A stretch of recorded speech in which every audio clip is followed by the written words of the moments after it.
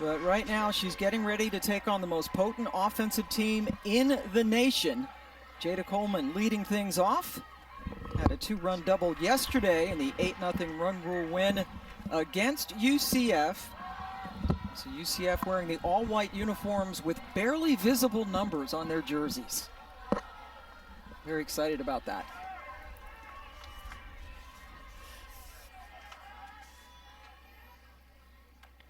On deck, Jocelyn Allo, who hit a 3-run homer yesterday. There's Joss wearing number 78.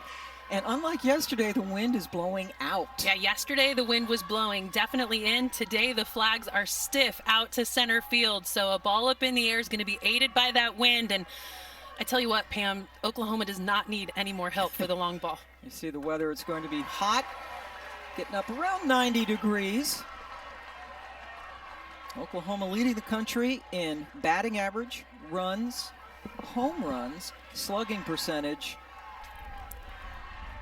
shutouts, and ERA on the pitching side. Just 2 losses on the season, and here's a 3-0 to Coleman. Not a good start for UCF. Coleman fired up after taking the 4-pitch walk. Yeah, this Oklahoma team has learned how to be very patient at the plate. They know how to take the walk. They've got 242 walks on the season. And now Jocelyn Allo, who has hit more home runs in the history of this sport than anybody else, at number 116 yesterday. A 3-run shot. They pitched to her when first base was open. There were runners on second and third. Yeah, so three more RBI for Jocelyn Allo yesterday in a situation where they had first base open. Mistake. Woodall starts her off with a strike. Now, we talked to Woodall and yesterday's starter Gianna Mancha, and both of them said that they were looking forward to this matchup and asked point blank, will you pitch to Allo? And they said yes. Both of them, without hesitation, said they're going to give their best stuff. They said when it came to the pitch that Allo was able to hit out of the park, Gianna Mancha said, I missed, and she took advantage. And that has happened 116 times in her career.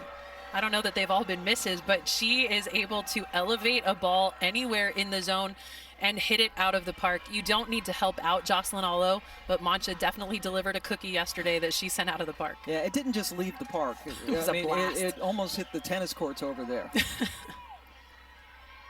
1-1 now to Allo.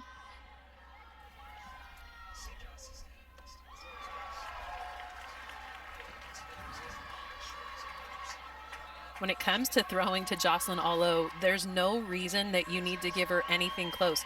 She's a very disciplined hitter, will draw the walk if necessary. She's shown that she's not going to give herself up repeatedly.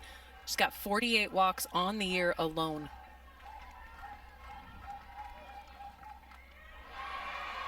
Jocelyn swings through that. Jocelyn Allo from Hawaii, born and raised on the island of Oahu. And there's her dad, Levi, who since a very early age took her out to just hit a lot of softballs and spent a lot of money to get her onto the mainland so she could work on her craft, and it has worked out well. 2-2 on the ground. Great play over there by the second baseman, Molina, to throw out Allo. One good piece of hitting by Allo to go the other way with it. They were trying to keep the ball low in the zone, but a good play by Justine Molina. You've got speed on the bases, and Jada Coleman able to beat that out, put herself in scoring position, but a nice out by Justine Molina over there at second base. Coleman was able to get over to second on the sweet play by Molina. And now a runner in scoring position for Tiare Jennings. Jennings went 0 for 3 yesterday. Now, this is just another, I mean, just calling them all dangerous hitters might be just easier enough to say. She set an NCAA freshman record last year with 92 runs driven in. Third in the nation this year with 72. And leads Oklahoma in that RBI category, leading off for part of the year. Jennings, a unanimous first team All Big 12 selection this year.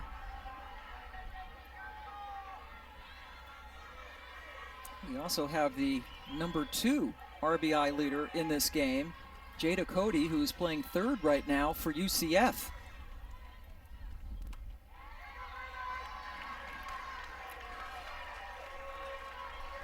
And early in a game, pitchers are going to try to extend a zone, figure out where the strikes are going to be called back behind the plate. We've seen the ball down in the zone is going to be a strike, but so far unable to extend left and right or hitting the corners. Second walk surrendered by Woodall. And Pam, you have to be so careful around these Oklahoma hitters that at times early in a game, they will take advantage because they are so patient, because they are so disciplined. JT Gasso has utilized so many different areas of focus to make them better hitters, whether it's vision training, cognition training. They are using all kinds of that technology to make them better as hitters. And when you've already got this kind of a hitter to the plate with the mechanics that they've got, it's dangerous, and we've seen that in the numbers that they've been able to put up this year. And Grace Lyons, the cleanup hitter, the shortstop, who has improved her offensive numbers dramatically since she came onto campus.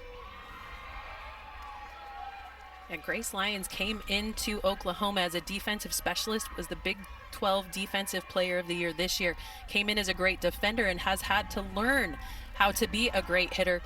Came in last year hitting .392, has upped that number this season, hitting above .400. Lyons takes it into right field. That is one hopped in front of Volpe, but the bases now are loaded. Volpe is saying that she caught the ball. The umpires are saying no catch in the outfield. So good piece of hitting by just taking this pitch down and away, going the other way with it. You notice these Oklahoma hitters don't try to do too much with their swing and take that ball the other way. The umpires on the field ruled that this ball did hit the ground before going into the glove of Elise Volpe out there in right. The runners took advantage. They had to hesitate, but down the line, Grace Lyons beat the throw at first base from the right fielder, but if the throw had gone to second, they had Tiare Jennings hung. So now the umpiring crew gets together. Remember, we do have replay capability at a centralized position in Pittsburgh. And just looking at it here from the booth in the naked eye, it looked to me like it one hopped into her glove. Let's look at it together. Yeah, it looks like it has that hop or a short hop into the glove. That tells you that it hit the ground first. If it had gone straight into the leather, that would tell me that it was a catch. But because it gave that little kick right before she was able to secure it in the leather, that tells me it hit the ground first. But a good try by Volpe over there to Great try to play. sell it, right? Definitely, but she had to come away with that throw to second base to get Tiare Jennings. So the bases are loaded for Elisa Brito. Transfer from Oregon. 1 for 2 yesterday with a stolen base and a run scored in the 8-0 run rule win and an early chance for OU. 1 win away from the World Series. Brito, a major contributor in her first year on campus. Second team all Pac-12 yesterday as a freshman in Eugene, Oregon.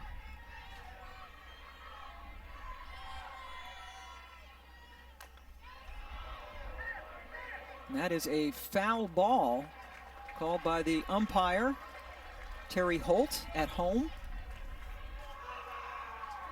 Yeah, off of her foot. It wasn't a foul ball because it went foul. It was a dead ball because it hit off of her foot down the line.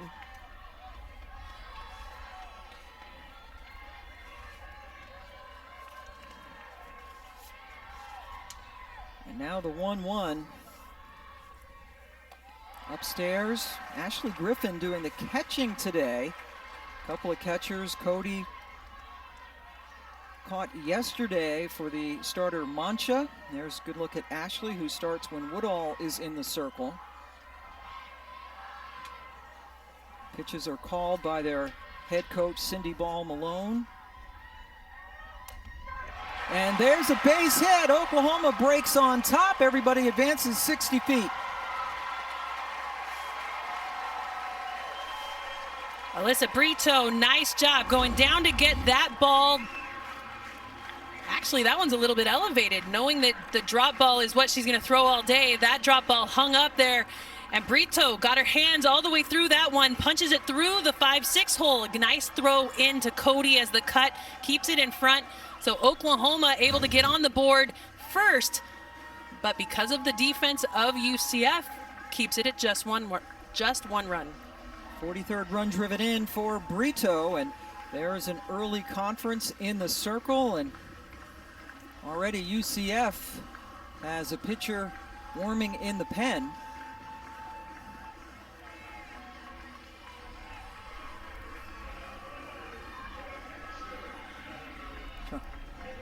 Trying to get an identification again there. It is Caitlin Felton who is warming up. Freshman from El Rico, Florida, who the head coach says is the future for us. They are losing both Mancha and Woodall, their two aces this year, as they have exhausted their eligibility. And now Kinsey Hansen, welcome back. Just one at-bat in the regional. And now she is not just in the starting lineup, but is catching. Coming back from a hurt knee, also tweaked an ankle. Getting back just in time for the stretch run, towards a championship. Hansen sends it foul. And that was one thing Patty Gasso said during her post-game press conference yesterday, that she feels this team is just now hitting its stride. Can you imagine? But it was really the timely situation of the losses that they had that gave them the experience that they needed to become so complete this time in the year. When they lost to Texas early on, they realized that they were putting a lot of pressure on themselves as hitters. And then when they lost in the Big 12 tournament without Jordy Ball in the circle, they realized that the pitchers were putting too much pressure on themselves in the circle. Hansen takes one that is called a ball. Woodall with a smile as she comes forward, not agreeing. It's a really nice pitch, and you know that she's going to throw that drop curve, outside corner. I like that spot. Tries to extend the zone, but doesn't get the call. Remember, these OU hitters have trained to know exactly where the strike zone is, and they make adjustments between pitches, not just between at-bats. So now the 1-2 on the way. Bases still loaded, and just one away in the first. Saw the frame by Griffin, pulling it back up into the strike zone, evens the count up at 2-2. When I like the call of Woodall in the circle, knowing that she's a drop ball pitcher, it's harder to elevate on a pitcher that throws hard and down, especially hard and away from these right-handed hitters that are so home run dominant. So I like this call, but she has to live on the bottom of the zone and has to make sure she hits those corners against these dangerous hitters. Hansen pops it up. Just over the screen, another sold out Marita Hines Field. And take a look, they're going to build a new ballpark. They hope it will be up and running in a couple of years. It will seat 3,000. This seats just under 1,400, not nearly enough. Fans again beyond the outfield wall who are able to enjoy the game without being inside. This is the 25th pitch coming of this inning now for Woodall.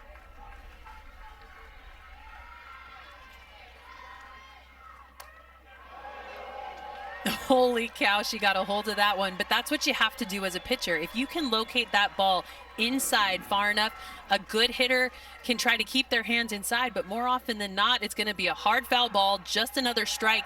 And that's how you have to see it in the circle. As a hitter, though, that was my favorite one because I felt like, oh, I like that. I got a lot of barrel on that ball. It gave me confidence in it at bat, but it also reminded me to be aware of the outside pitch. So as a hitter, those feel so good, but now you've got to be aware. They know you'll swing on it. You have to be ready for that outside corner. Another 2-2 on the way to Hansen.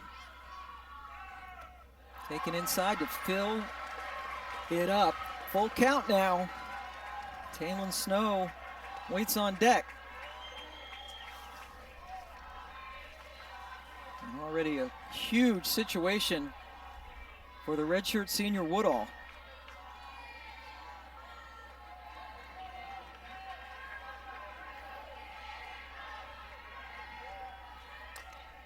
Hansen, little nubber handed by Cody, sends it home just in the nick of time. Great play by Cody to charge in from third. And one of the best players for UCF on that hot corner. She's been playing catcher a lot this season, but this ground ball is a slow roller. You've got to charge that throw on the run, knowing it is a force play at home. I love the way that Griffin plays this like a first baseman. Gets the foot squarely planted in the middle of home plate. No doubt that she is touching that plate. Gets the out, huge out against a big hitter like Kinsey Hansen. And now 2 away for Taylon Snow.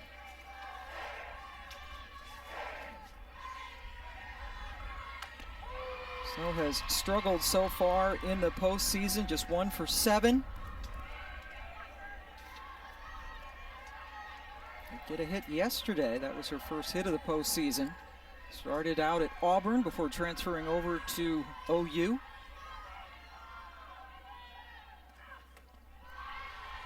Well, and Pam, I was actually surprised to see Taylon Snow's name at first base, knowing that Kinsey Hansen was moved back behind the plate. I expected to see Lindsey Elam over at first base today. She drew 2 walks in the game opener, had 2 hits in the regional, so has not found her stride offensively. I thought they were going to put the bat back in her hands to help her. And pardon me, Snow did not get a hit yesterday, did score a run, but not a hit.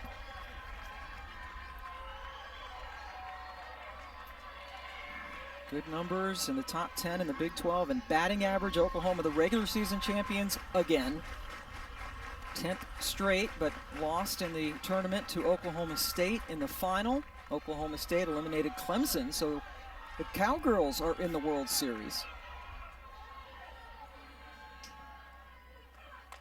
Snow sends it out of play.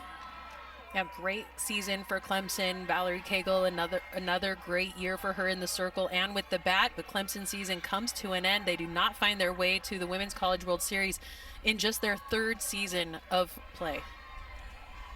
And their 2nd full season, because 2020 was their first one, and that got cut short because of COVID. Another chance for Snow, down 1 and 2.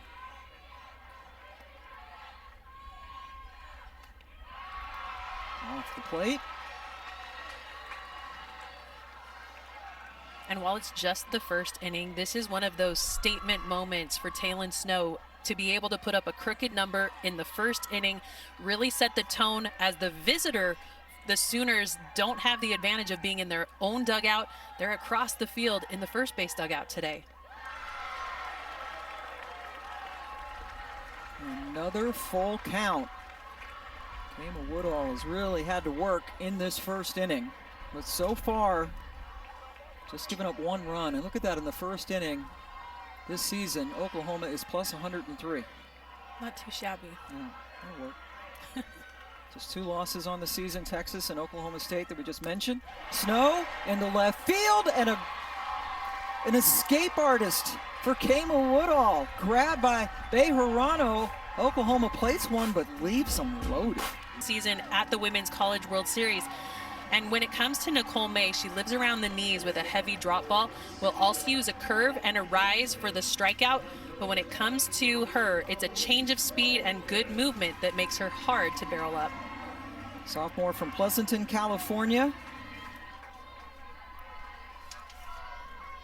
First up, Elise Volpe, and the first hit of the weekend. A great start for Volpe after her team got no hit yesterday by Troutwine. This is a start that UCF was looking for yesterday. A nice spot. We saw that the slappers were not using the ground. They were going for the hard hit, trying to punch it through the infield. It did not work for them yesterday against Troutwine, but today, first batter, first hit, and first base runner to get things started. First hit Oklahoma has given up since the 4th inning of the final game when they beat A&M 20-0. It's a new record for the largest margin of victory in an NCAA tournament game. They had gone 6 2/3 innings total without giving up a hit. The no-hitter yesterday, a 5-inning no-hitter by Hope Troutwine.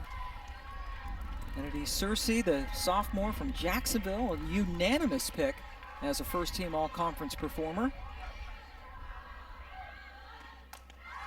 Sends it into left field. Brito gives way to Lyons, who is the Defensive Player of the Year in the Big 12 this season. Yeah, when it comes to a fly ball in between the infield and the outfield, an outfielder has priority, but out there, Grace Lyons was camped underneath it, loud enough to call off Brito. Good communication, good defense for Oklahoma. Lions roar. Kept her away. That was bad. Thank you. Jada Cody is the best power hitter on this team, and really, guys, one of the best hitters in the country. Sophomore from California, second in the nation in RBIs, just behind Addison Bernard at Wichita State. Bernard, the home run leader as well this season for the Shockers.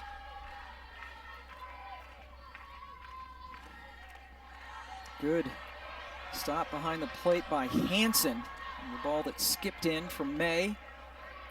Well, and good to see her able to go down on that knee aggressively. We saw her very ginger on it in practice before the Super Regional, so we were wondering about her availability here in the Super Regional, but good to see her back behind the plate healthy and ready to go. There's another strike. UCF, by the way, is a team that likes to run. They're not a big power team except for Cody, but they have stolen a ton of bases, 92 on the season. Yeah, they tried yesterday, but they got thrown out by Lindsey Elam. Oklahoma has only allowed 12 stolen bases all year. Lifted into short right field. Boone for out number 2.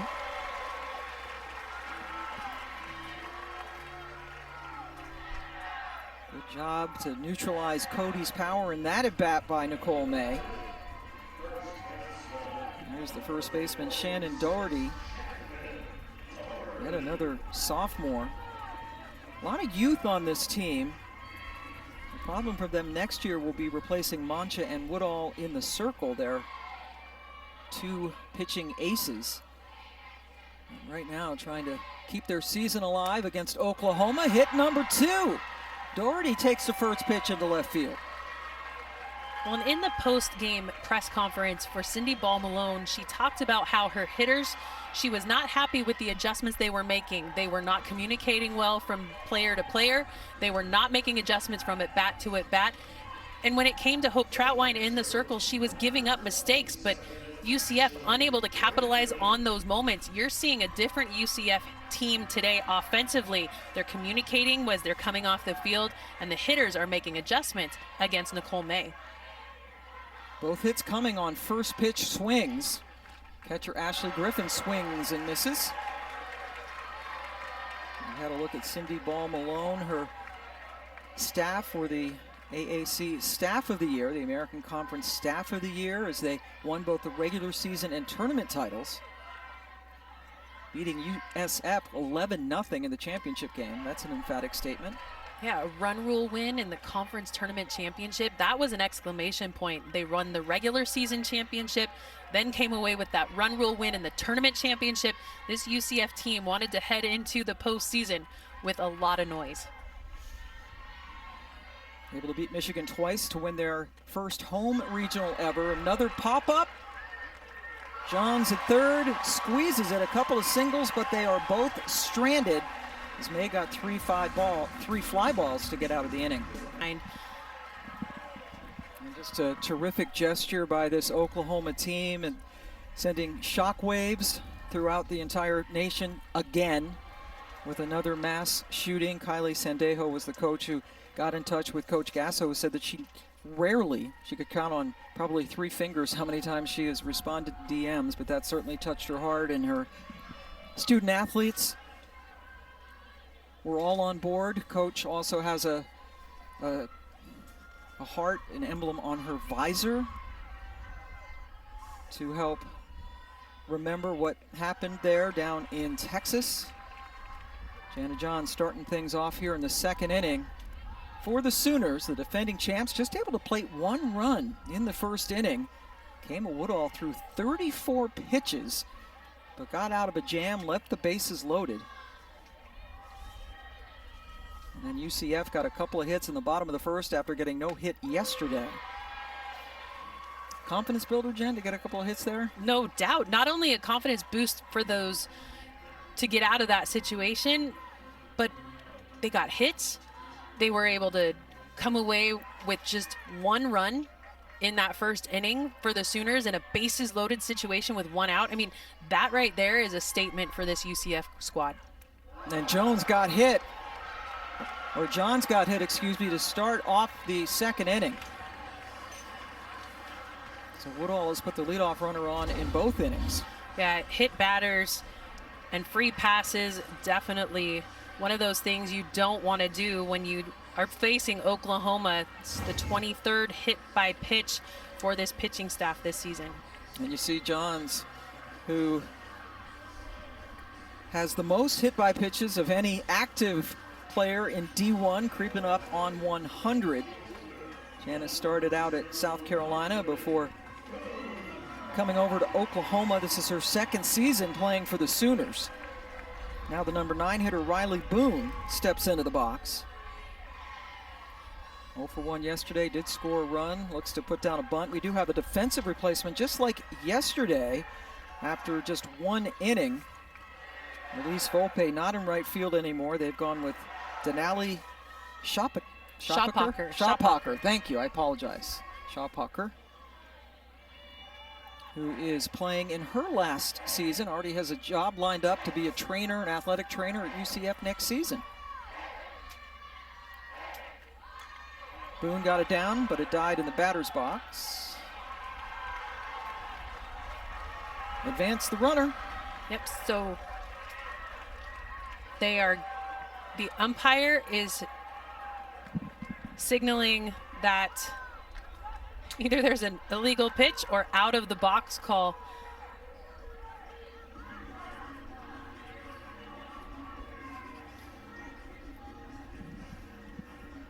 Because the umpire goes over to talk to Coach Cindy Ball Malone, that tells me it is an illegal pitch call.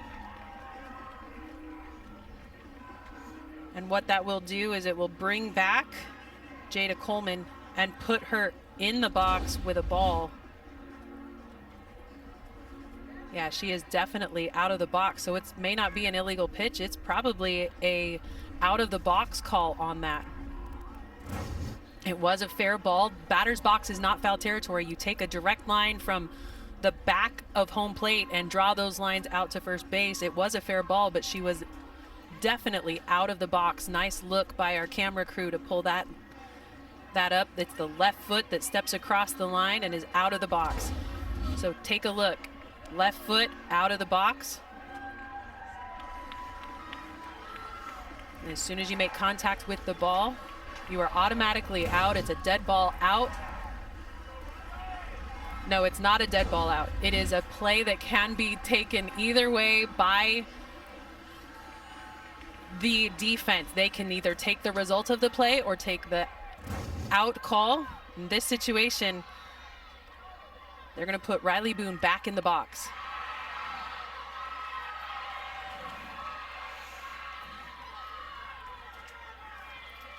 And Boone struck out on the next pitch.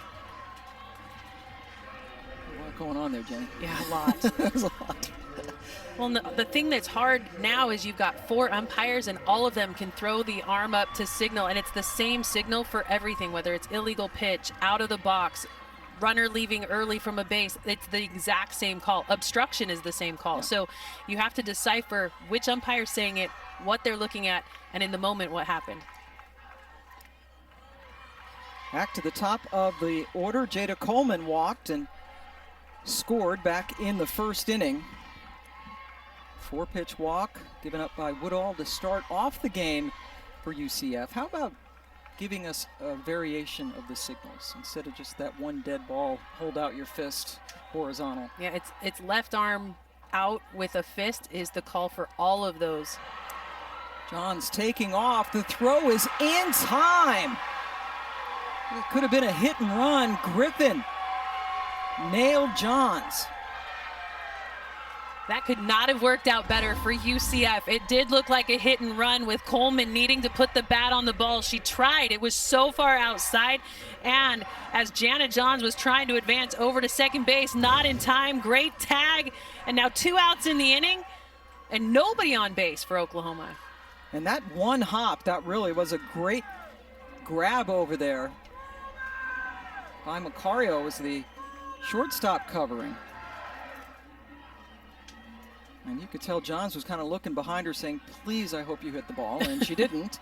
And so she was thrown out. First time that Johns has been thrown out all year, had been 4 for 4.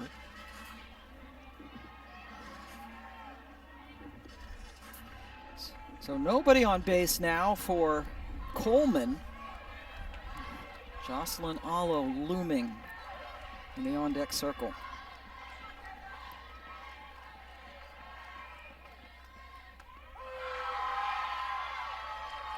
Woodall starting to find her groove a little bit. Some encouragement from Griffin, who popped out from behind the plate. And UCF will do this in between pitches. They come together. They call it what, Wi-Fi? A Wi-Fi block. They say the circle for UCF, the pitcher is their Wi-Fi block. So every time in between each and every pitch, they will come towards the middle with a couple of steps, gain that power, and head back to their spots.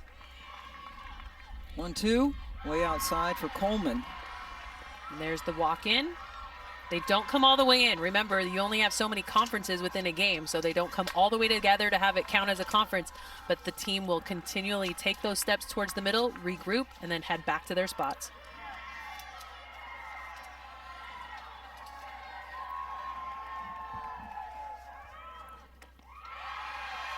Well, Woodall wanted that one, but called just off the plate.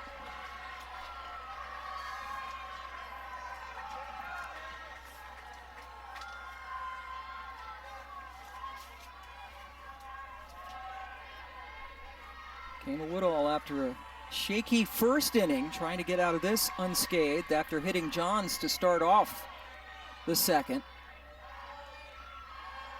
Full count with Allo on deck.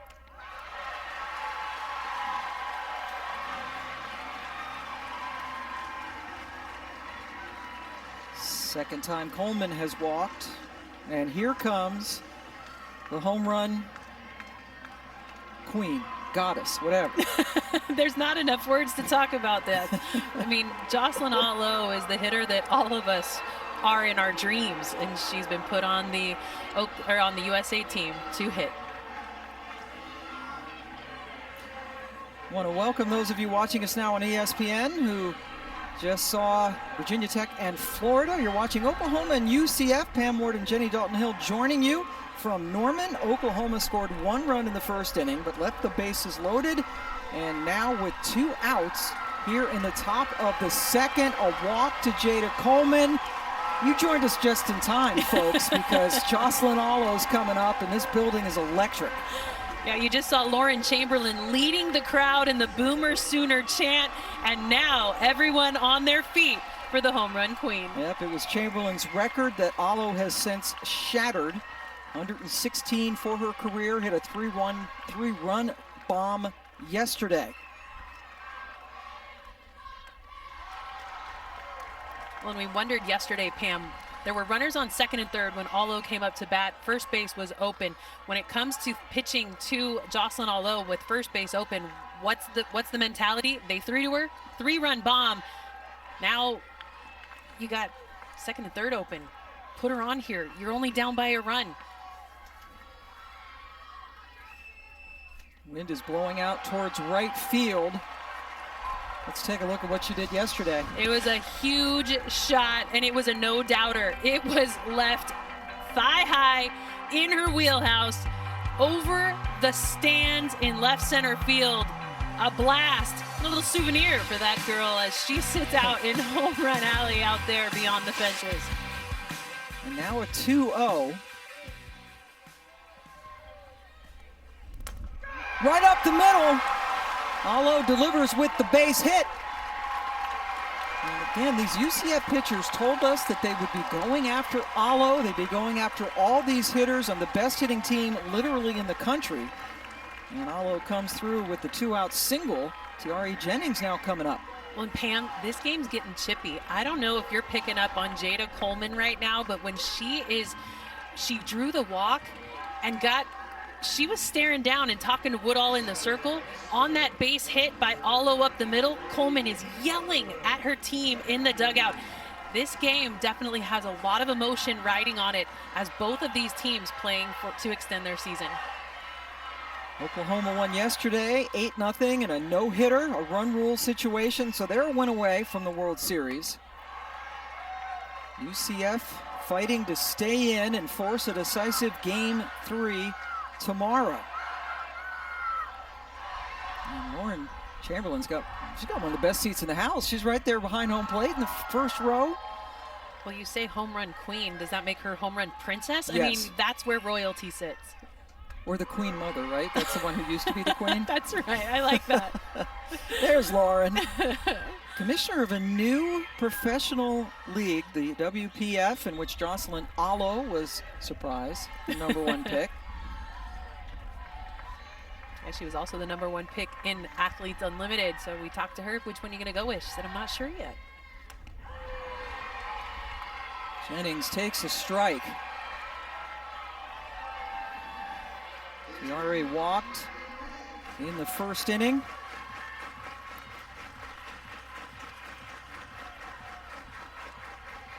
Sophomore third in the nation in runs driven in coming into this game.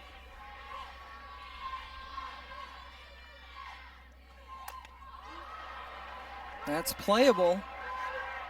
Fighting the sun, but the left fielder, very exciting. And then you have UCF hosting a super regional for the first time, as Bejarano comes up for the first time.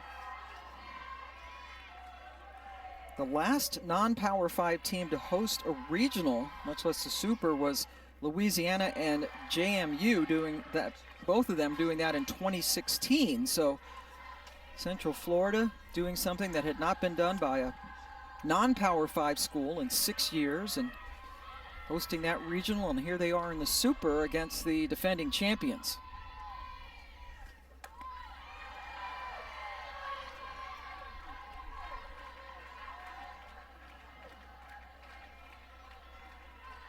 Bejarano, the sophomore from Cottonwood, Arizona, just came up with some huge hits to beat Michigan in the regional. Had to beat them twice, and they did. But able to get the hits that they needed to advance here to super regionals. And her brother Tanner was not going to be able to make the trip. And so Maddie Bejarano tweeted out that she needed help, signed an NIL deal with the Sons of UCF, who signed her to that deal, and were able to get Tanner here to Norman to celebrate with his sister. And they're very close siblings. You get a good look at Tanner. This contingency of UCF fans down the first base line. Trying to pump up the crowd. Gotta love Tanner. Yeah, he's trying to outdo Chamberlain. Good luck.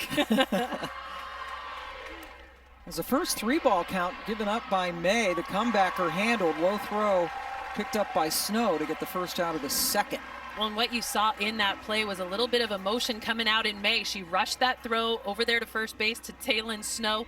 Taylon able to get that one wrangled in, but that was some emotion that came to the surface in Nicole May in that throw over to first base. Yeah, we have seen quite a bit of emotion so far. UCF, a very fiery team. Here's Janisha Rowe. Drew a walk yesterday. Florida Gulf Coast transfer, puts the ball down. Great charge by Johns, who read that all the way, and Snow makes another play at first. Man, Taylon Snow is lighting it up over there at first base. 2 tough plays back to back, and Taylon Snow able to get the glove around both of them. Jana Johns has to rush this throw. She knows she has a lot of speed going down the line, but Taylon Snow, good reach, keeps the foot on the bag. That's the kind of defense you have to come away with a national championship. And right now, Oklahoma still error-free in the postseason. Jennifer Rocha, the pitching coach, coming in to gather her infield together. NCAA.com is the place to go to get all of your information of the Women's College World Series. The countdown is on. It's coming up Thursday, about a half hour north of here in Oklahoma City. Game 1, Thursday, noon Eastern time, 11 a.m. OKC time. I love Oklahoma City, and when you say Oklahoma City, all I can think about is Hall of Fame Stadium. That is where you like to spend this time of year. We always played the national championship game on Memorial Day. Now with the extension of Super Regionals and the Championship Series, it's pushed back a little bit. Yesterday was my 26th anniversary of my last national championship. And so kind of a special day, got pointed out by one of our crew. Jonathan Fader made sure to let me know, and I appreciate that. One of your 3 national championships at Arizona. Should have been 4, because UCLA beat you in the one you lost, but then that got vacated. Yep. And they just vacated it. Yep. I mean, it should go like in the Olympics. If there's somebody who, you know, gets caught doing something they shouldn't do, the gold medal goes to the silver medalist. Yeah. I think we need to right that wrong, Jen. I'm on it. I can't be stingy. I got 3 for crying out Not loud. bad. But that's what 3 these more than most of us. That's exactly right. And when you talk about national champions, that's exactly what the Oklahoma Sooners are. They won in 21. They're looking to try to go back-to-back with it. Justine Molina, the number 8 hitter, playing second base for the UCF Knights in their 7th NCAA. There you go. They're going to, in the new stadium, they might have to shrink those if they keep winning championships, because they're going to take up a lot of room. Now you can put the Sooners closer together and just extend the numbers, right? Yeah. Nicole May surrenders a 2-out walk to Molina, the 3rd base runner for the Knights. And when it comes to strikeout to walk ratio, it's not great, but it's not terrible either. So when you talk about Nicole May, she's got 89 strikeouts on the year. That's her 26th walk. She's thrown 78 innings on the year, but you want to make sure that those walks are something that don't come across very often, because you don't want to put any momentum in the hands of the other team.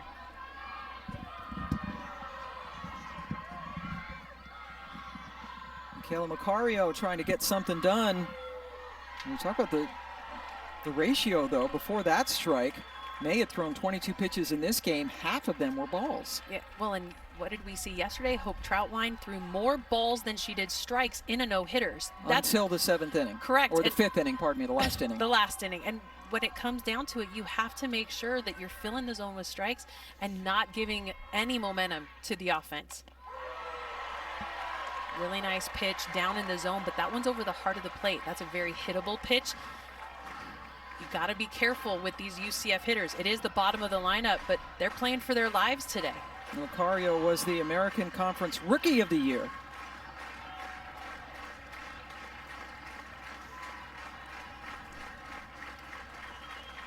She's down 0-2 to May with Molina over at first. Oh, wow. That was a really nice pitch at the bottom of the zone. And on a 1-2 pitch, I actually think that's too close.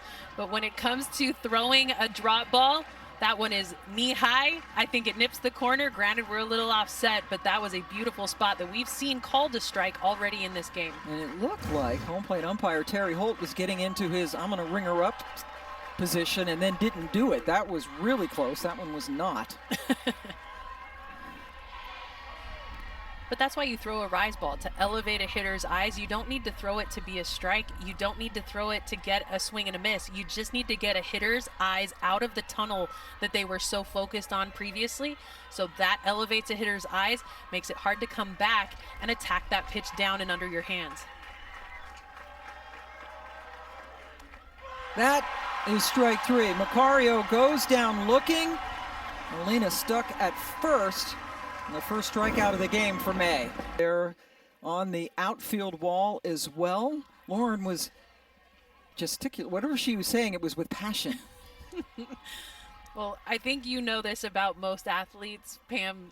Everything we do with pretty much a lot of emotion. Yeah, and the great ones do, certainly. Definitely, and that's what you have to do. You've got to play with that passion, and you live your life that way too. Grace Lyons singled and was stranded when Oklahoma left the bases loaded in the first inning. Grace Lyons sends it over, the 2013 national champion. Sticker on the wall. Sooners with the home run. Huge home run. She flies it into home plate, greeted by all of her teammates. Huge home run, a statement for Oklahoma. The number 4 batter able to step in and hit it right where we were just talking about, left of the platform where Chamberlain and Ricketts are sitting. No doubter. Love the home run that gets out of here in a hurry, a line drive. Remember, this team does not train to hit home runs. They train to hit line drives, and that ball on a line, over the wall, no way to defend it. Oklahoma's second run of the day and home run number 135 of the year. Yes, it is. It's also the 20th for Lions, so she joins Allo and Jennings in the 20 home run club for Oklahoma this season. They lead the nation in home runs and many other categories as well. Sooners have homered in 50 of their last 56 games. They have their streak intact, and they have doubled their lead. Lissa Brito with the RBI single brought in the first run of the game back in the first inning.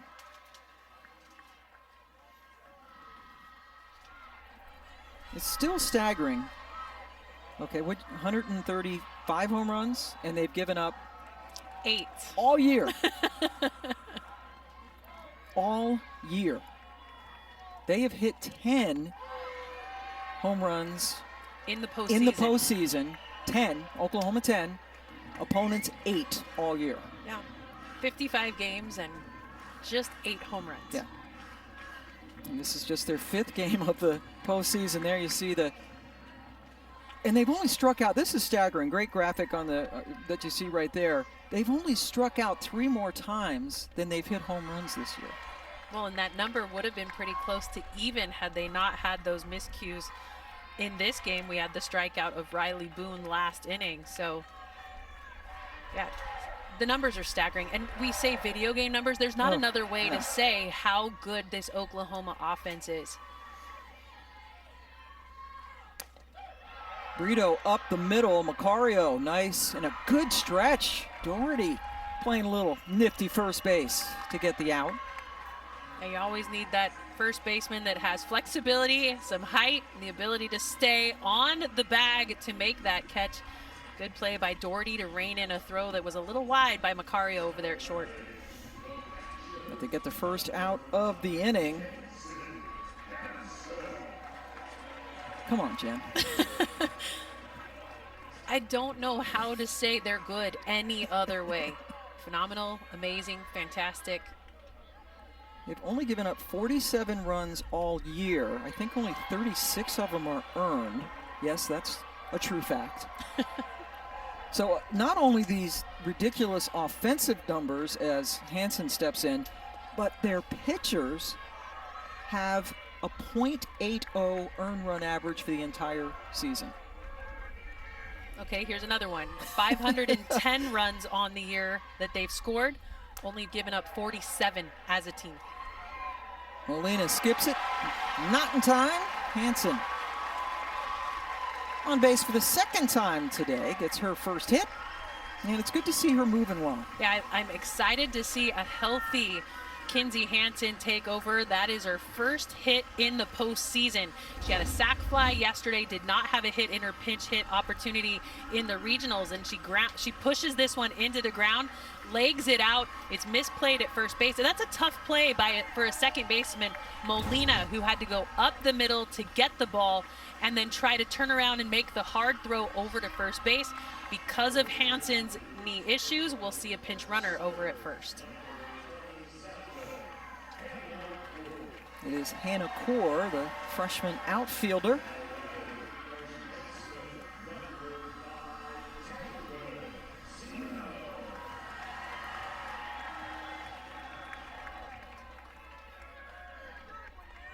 Taylon Snow flew out her first time up.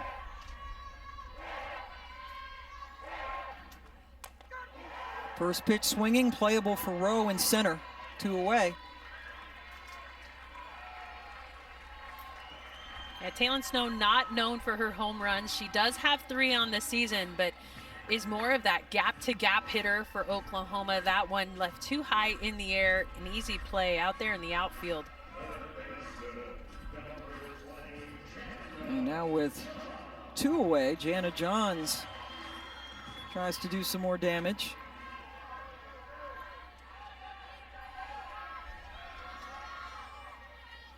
She was hit by a pitch her first time up against Woodall.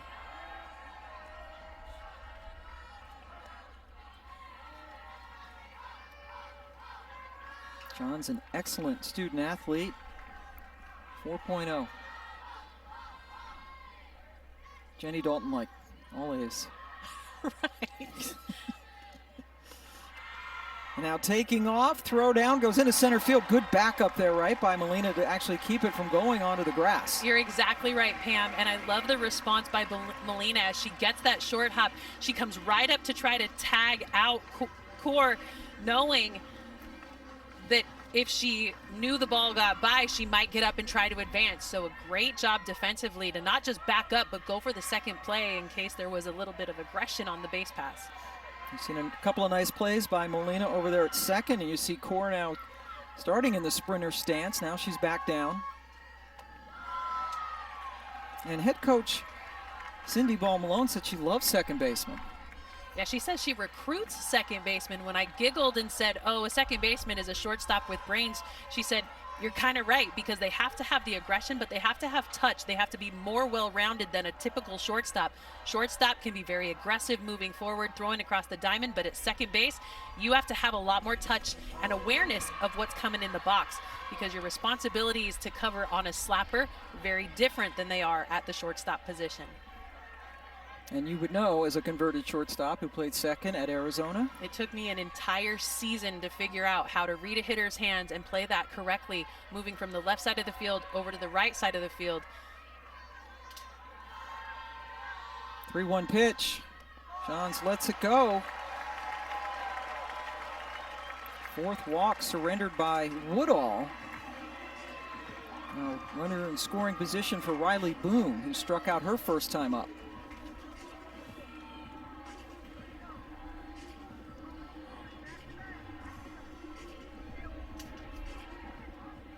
So a pinch hitter will be coming in for Riley Boone, seeing an opportunity to score another run. They put in a hitter that has just one hit on the year, and it was a big home run.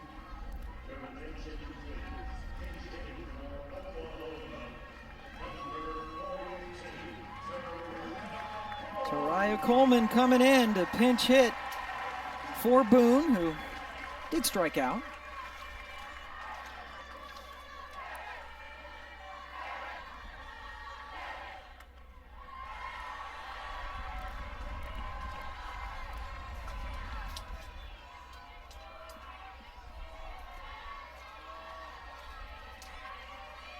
You see the numbers for Coleman. 3 hits on the year. That one hit came in regionals. It was the big home run. The whole team was so excited that she was able to get that long ball and join the home run club for the Sooners. Yep, her only home run of the season for the freshman from Houston.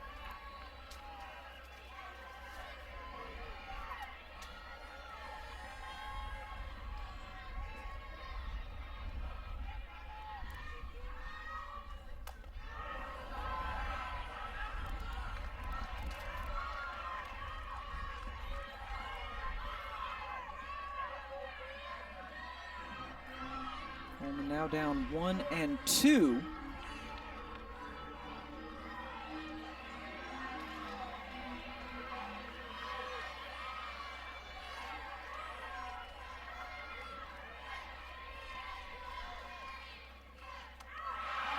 Coleman goes down swinging to end the inning, but they did get another run thanks to the home run from Lyons. Though the last time she pitched, that was the middle of 3 games in the Bedlam series, and they won that one. Able to, so far, not lose a game in the NCAA tournament. Riding the arms of Troutline and Nicole May, who's starting today. UCF needs a win to force a game 3 here tomorrow in Norman. Volpe, that's a foul ball. It's a very good call. I like how the home plate umpire was able to jump out beyond Terry Holt, the home plate umpire, get out to the line to see where that ball was. Love that aggression by the home plate umpire to make that right call. Volpe, the junior from Scarborough, Ontario. Second year at UCF. She was a great player at Bucknell, was the Patriot League Player of the Year before she went further south. As a Canadian, I would think she would enjoy being in Orlando in the winter. Yes, but not the summer. And she goes home. Sits by a lake. Your favorite. Oh, yes. She's on the Canadian junior national team, fighting through some injuries this year. Getting healthy. That one is sky high to Coleman.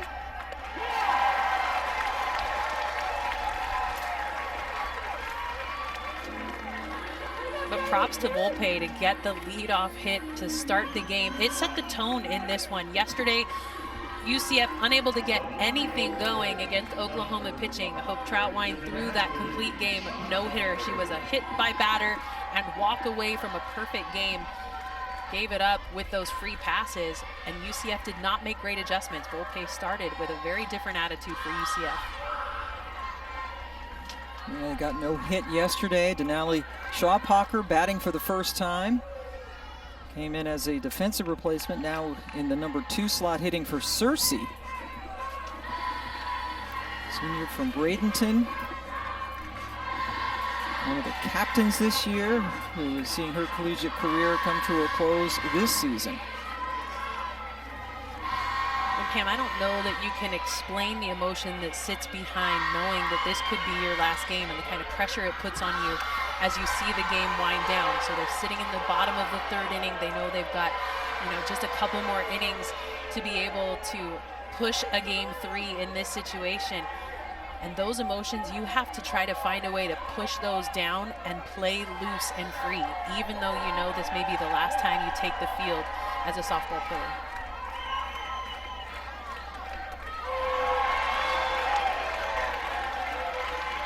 Down 1-2 with Jada Cody on deck. Cody leading this night team in just about every offensive category.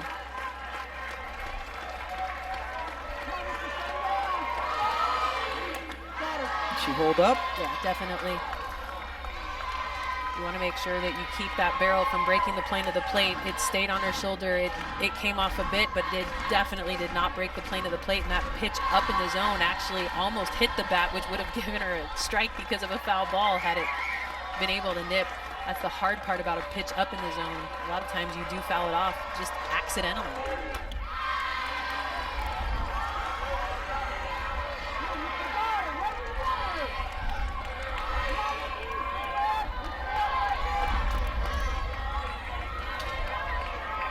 Nicole May, 14-0 on the season. ERA just under 1 coming into this game. Gives up the 1-out walk. Sunday Night Baseball matchup. We're looking at the NL East showdown between the Phillies and the first place Mets. Coverage begins at 6 Eastern with baseball tonight. Game also available on ESPN Deportes and ESPN Radio. Let's talk a little RBI action with this one. Major League Baseball RBI leaders, Pete Alonso, number 1 at 45. Let's put that in perspective. We have 3 of the top 4 RBI hitters in this game in the NCAA. And here's number 2, Jada Cody, up for the 2nd time. Flew out to right field her first time up. Great numbers for the Murrieta, California native. Set a single season RBI record in the American Conference title game this year. 2nd in the nation overall in runs driven in.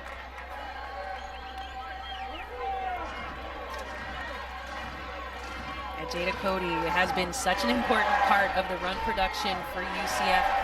Leads the team in RBI, leads the team in average, leads the team in home runs, and right now a home run would tie this game up.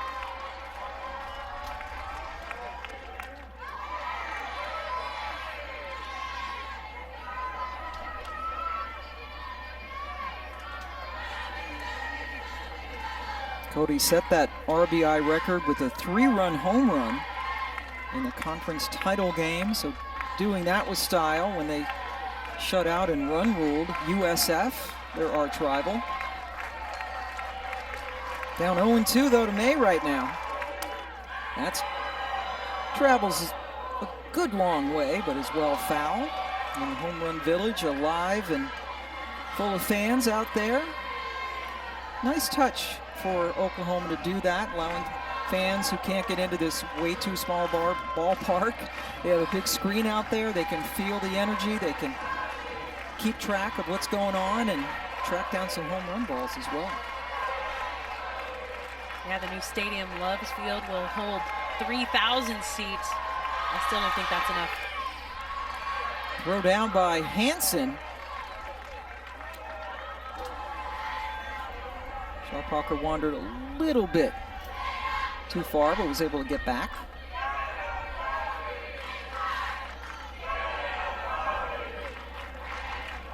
And she has stolen 16 bases, as you see, on the season.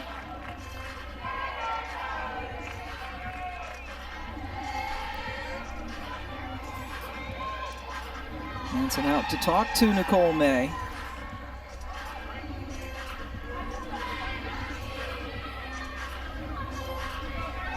And I thought there was a problem at first, but it looked like they just needed to get some more balls from the dugout. There's not an issue. At first I thought he was going over to talk to head coach Cindy Ball Malone, but then he went to the mouth of the dugout just needing to get some more balls. We've seen so many foul balls in this game, but he needed to go over and restock.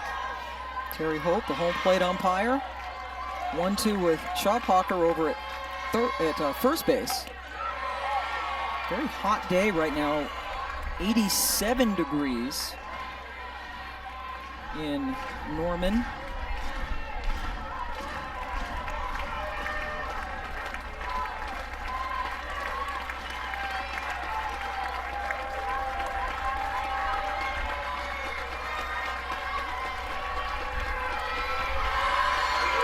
Cody couldn't catch up. One of those pitches when you know you're the big time hitter with a runner on base, you want to take advantage of a ball up in the zone, but that one continues to rise. Nice spin on that to be able to get that jump over the bat of Cody. It starts belt high, does not sit flat. Because it continues to move, able to record her second strikeout. Huge out for Nicole May. Here's Shannon Doherty, who got the second of 2 singles off of May in the first inning. Since then, she has just given up a couple of walks. The Oklahoma bats have been held at bay by Kama Woodall. Oklahoma has left 7 runners on in 3 innings.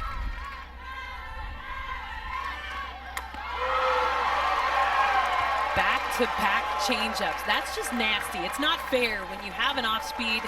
I wouldn't say that in the circle Nicole May's changeup is devastating, but when you go back-to-back with it to lead off an at-bat, it is so hard to make an adjustment.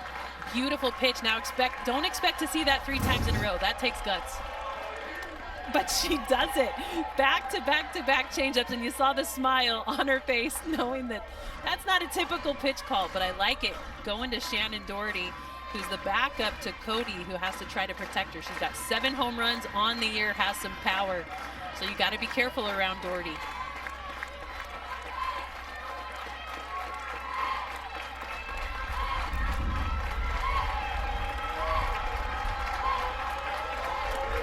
One-two, sent into the crowd.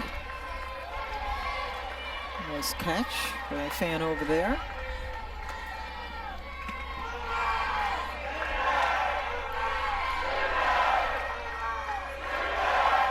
Wow, you have to give it back. What does he get for that? A thank you? I hope. If they were nice, you'd give ice cream or a nice cool beverage on a day like today. Yeah. It's pretty hot out there. Nicole May, back-to-back strikeouts to end the 3rd inning. Not a fancy lineup of pitches, but changing planes and speeds makes Felton very effective. Comes in for Woodall. He went the first 3 innings, gave up 2 runs on 5 hits.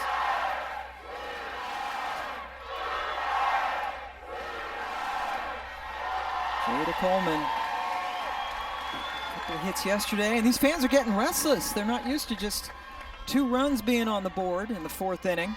If they win, they go on to the World Series just north of here, which begins on Thursday. Top of the order, Coleman, Allo, and Jennings. Well, Coleman has done such a good job. Every time she's come to the plate, she's drawn the walk. One of the most patient hitters for Oklahoma right now, has not let the emotion play into her at bats, which is what we've seen for some of the hitters for Oklahoma. It has been very chippy on the field. Coach Gasso, in the break, we chatted with her before we came back on air. She said, you don't know what's really going down on the field, and what we can see from the booth is there's a lot of chirping back and forth. There's a lot of emotion going on between these 2 teams, and that changes how you approach a game unless a coach is able to pull you back, take you back into the moment, not let the emotions take over.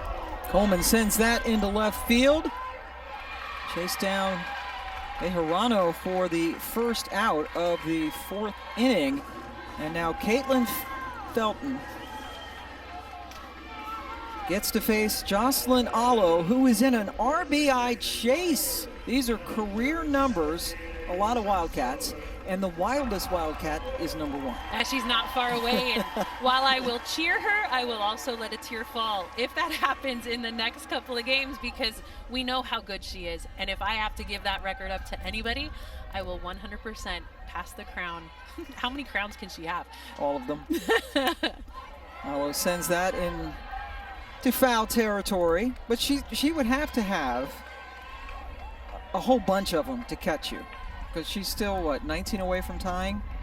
But how many games does she have to be able to get through another national championship? I mean, that's the goal of this Oklahoma Homer Sooner program, is to be able to play all the way through. So she's got all of the World Series and the Championship Series to be able to pull off that number. And I wonder if people will pitch her differently in the World Series. If a base is open, will they put her on? If they're smart, they will. She hit a 3-run homer in that situation yesterday. She is 1 for 2 today with a single, and seriously, very interesting kid. When she's in the box, she's intimidating, but when you talk to her, she's a little golden retriever puppy. She's sweet. She's one of my favorite people to just sit and talk with. She has grown into such an amazing woman while being on the campus for the Sooners, and it's hard to be mad if she does take the next, if she does take my place, because she's just such a great human being, and I love watching her play. So good luck, Jocelyn Allo. I'm excited to see how it goes.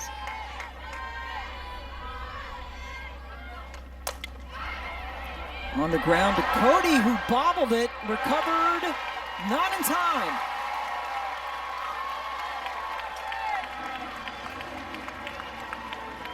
Hard ground ball. You know that Jocelyn Allo just ignites the ball when she puts the bat to it.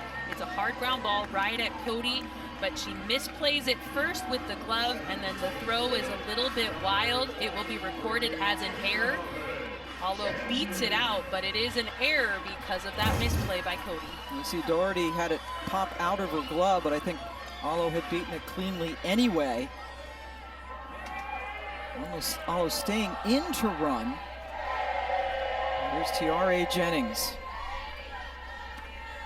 looking for her first hit of the Super Regional. Did walk in her first at bat this afternoon.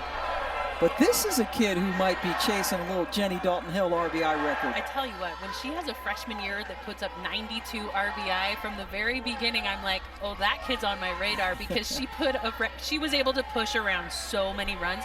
This year is the team leader in RBI. Yeah, even more than Allo. That one is a fair ball.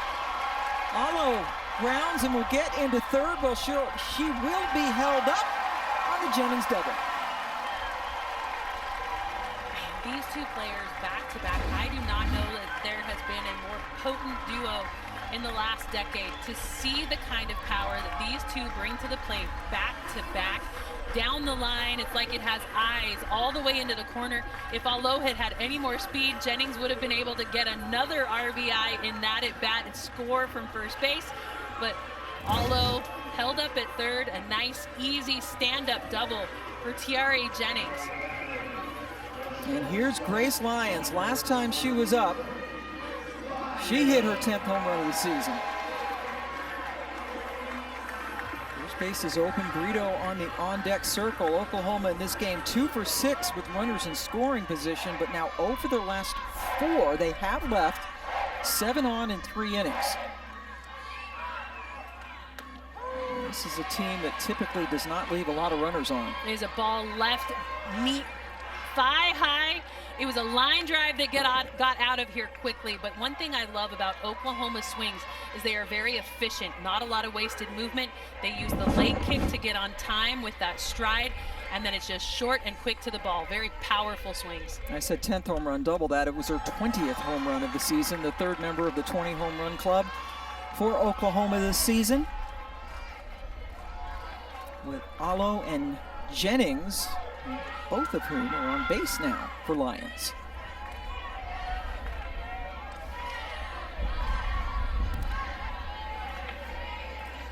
This is a true freshman pitching to like the 1927 Yankees almost.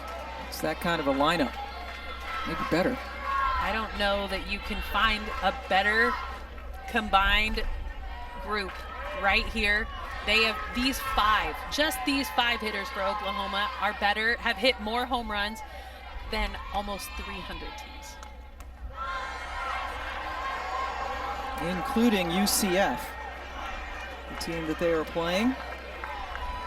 In this Super Regional, Oklahoma again won yesterday, 8-0, run rule in 5 innings on the no-hitter by Troutwine.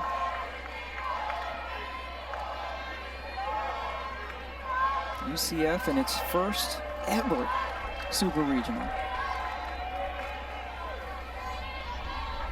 And a 3-1 pitch for Lions.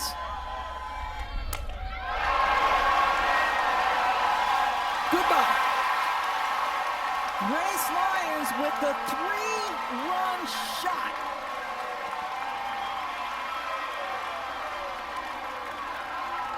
Flying it on in, back-to-back jacks for Grace Lyons. A huge exclamation point. We know that there's emotion on the field, and we saw how fast she came around the bases. Grace Lyons, not that she put such a charge in this pitch. Low and away, able to go other side. She has such a short swing, but all the power over the wall. The outfielders can retreat, but there's nothing they can do. That ball is definitely out of here. Home run number 21 as she flies it on in, and now Oklahoma with the 5-0 lead. Was it just me, or was that not a bad pitch? It was a good pitch, but that's exactly what you have to do with that pitch. You cannot yank that pitch. If you see the ball on the outer half, you have to let it travel, let it get a little bit deeper. She does. Takes that ball just on the other side of center field. Perfectly executed. Tip your cap to JT Gasso. He has prepared these hitters so well. The coach's son and assistant and the hitting coach for this OU team. There he is. About to become a father for the 3rd time. He and his wife Andrea going to have a baby on August 3rd. You're hoping. One That's day not too her late. due date. Yes. 19th time, by the way, that an Oklahoma player has hit a couple of home runs in a game this year. This is a team that just continues to pile on these offensive numbers. Home run 136. They are averaging over 2.5 home runs a game. Not bad. Yeah, it'll work.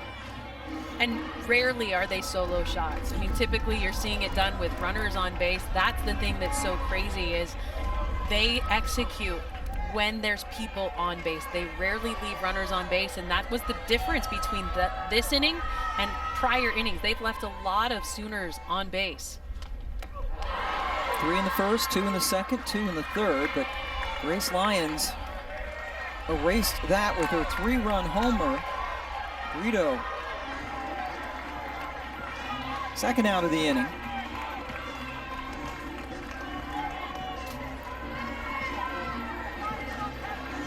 Now Lindsay Elam's going to come in to hit for Hansen.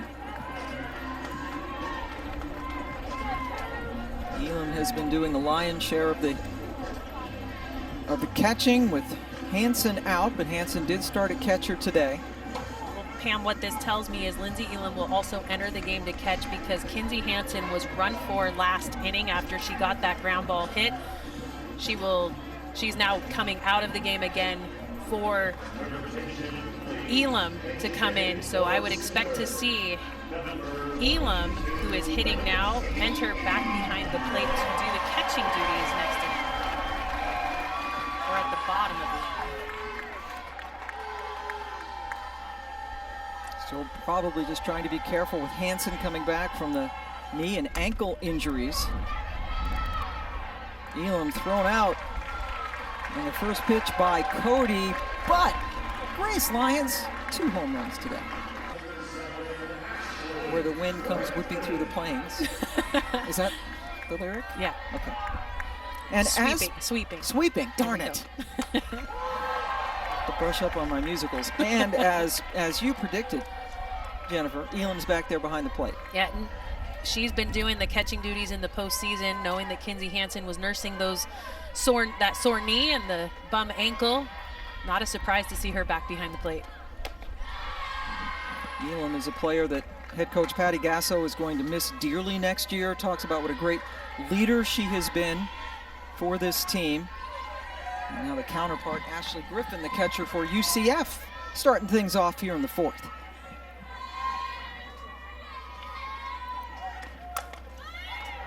On the ground to Johns, backhands, throws her out.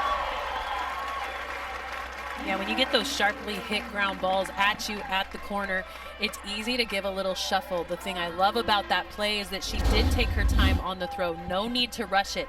On the corner, sometimes you do have to have a quick release, a quick transfer to get the out. But there keeps her feet moving, delivers a nice little throw over to first base. Taylon Snow gets the first out. This Oklahoma defense has been quite stout all season long, but particularly coming in to the Super Regional. That was another point Patty Gasso made to us after the game yesterday as Veriano steps in. She said that our defense right now is playing really, really good softball. Well, and you have to play defense to win games. And right now, when it comes down to it, Oklahoma played solid defense yesterday, no errors. UCF had an error yesterday, has an error today. Those are the things that have to be cleaned up. They've been able to put the bat on the ball. They've got 2 hits in this game, but they've got to string some stuff together. And you don't want to give extra outs to anybody, but particularly a team as lethal as Oklahoma. Yeah, anytime you give them an advantage, they will try to stretch it into another run, another out, whatever it is. They are always looking ahead to the next play. This is a team that is so seasoned that they're looking ahead, not just staying in the moment. Nicole May, that's 3 strikeouts out of the last 4 batters that she has faced. Yeah, love that she was able to climb the ladder, go up in the zone. We know that she likes to use the curve, use the drop, use the changeup, but they're up in the zone. 4th strikeout of the day.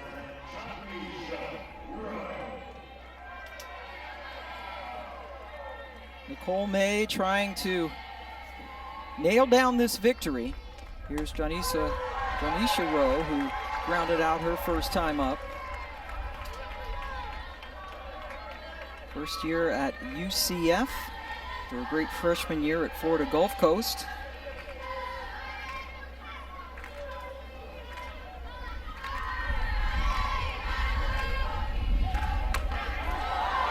Nice frame by Elam, but doesn't get the call. And we heard Cindy Ball Malone talking about, and there's some chirping. We can't hear what's going on, but you can tell that both sides are very emotional, talking back and forth to each other. That's right to May to retire the side in order. May rolling 5-0 Sooners.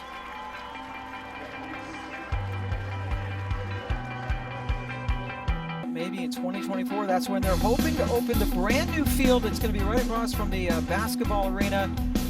That is one good-looking rendering. A beautiful rendering of a stadium that fits a program that deserves a home like this, a $28 million project, to be able to seat 3,000, which more than doubles the current capacity of this field. It's sold out here at Marita Hines Stadium. Overflow crowd over there. Home Run Village. The footprint of that field triples the square footage of the current complex.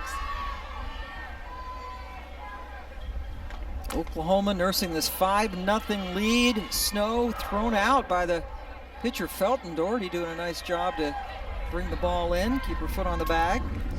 That was a little bit of a scary play. And there's times where a pitcher gets a ball in the circle and you'll see them run over and underhand toss the ball to first base to get away from that overhand throw that they just don't do very often in a game. Now one away for Jana Johns. Been on base twice today, hit by a pitch and also walked. Emma Woodall, the starter, went 3 innings, gave up 5 hits and 2 runs. In the last inning, Felton gave up the big 3-run shot to Grace Lyons. Lyons with a couple of home runs today.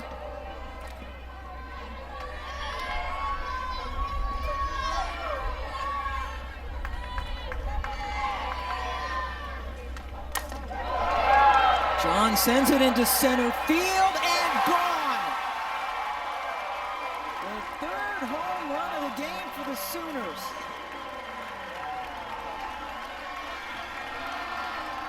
Jana Johns was already a member of the double-digit home run club. That is her 11th home run of the season. Her last home run was back on April 22nd. So it's been a little bit of a dry spell for Jana Johns. This one, though, able to put an exclamation point on a ball taken right back up the middle. I love the fact that Janisha Rowe tried to make an attempt to catch that one, but that one out of the park.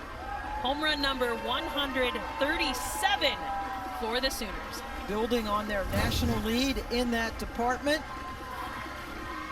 And this is the 26th game in which Oklahoma has had 3 home runs in a contest. 2 of them today by Lyons, and then that solo shot for Johns. So Felton coming out of the game.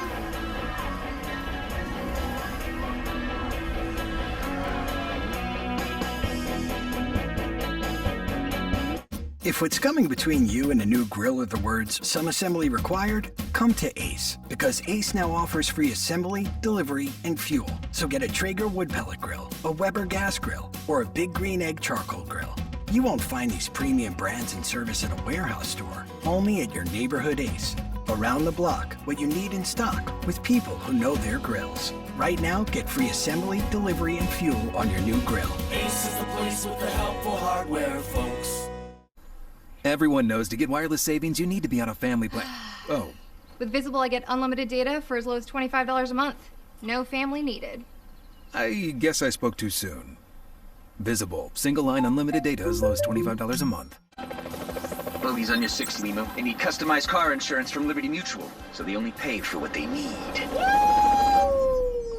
We are not getting you a helicopter. Only pay for what you need. Liberty, liberty, liberty, liberty.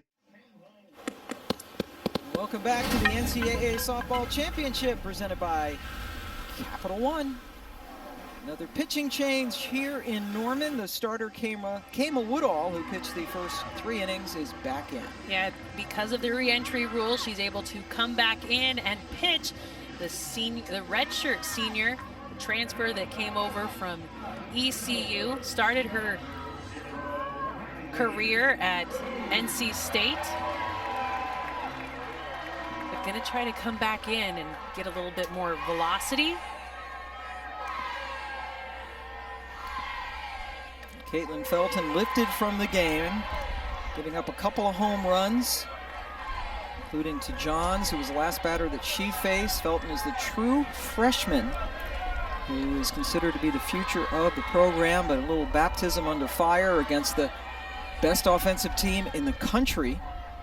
So they go back to Woodall, who faces Riley Boone back in the batter's box after being pinch hit 4 in her last at bat. Well, and the difference between Felton and Woodall. So Felton, the freshman who has been relieved. Felton was throwing a rise, a drop, and a changeup, but that's exactly what Woodall is going to throw. She's going to throw the rise and the drop, but she does have 3 different speeds. But when it comes to hitting, Oklahoma uses a very simple timing mechanism in that stride foot. Some have a higher kick than others, but when you time up a hitter, it all comes down to staying in your legs. So with different speeds coming at you, you have to keep all the power in those legs. You don't want it to leak out and come forward because that will bring the barrel with you.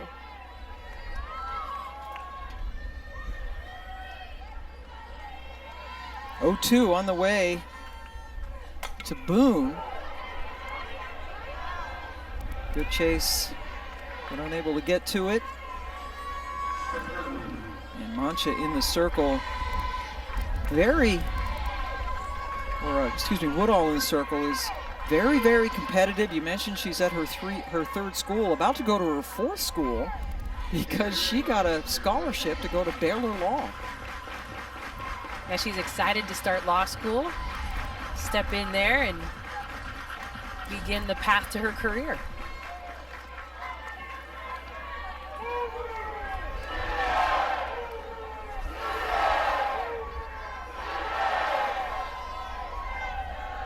Another 0-2.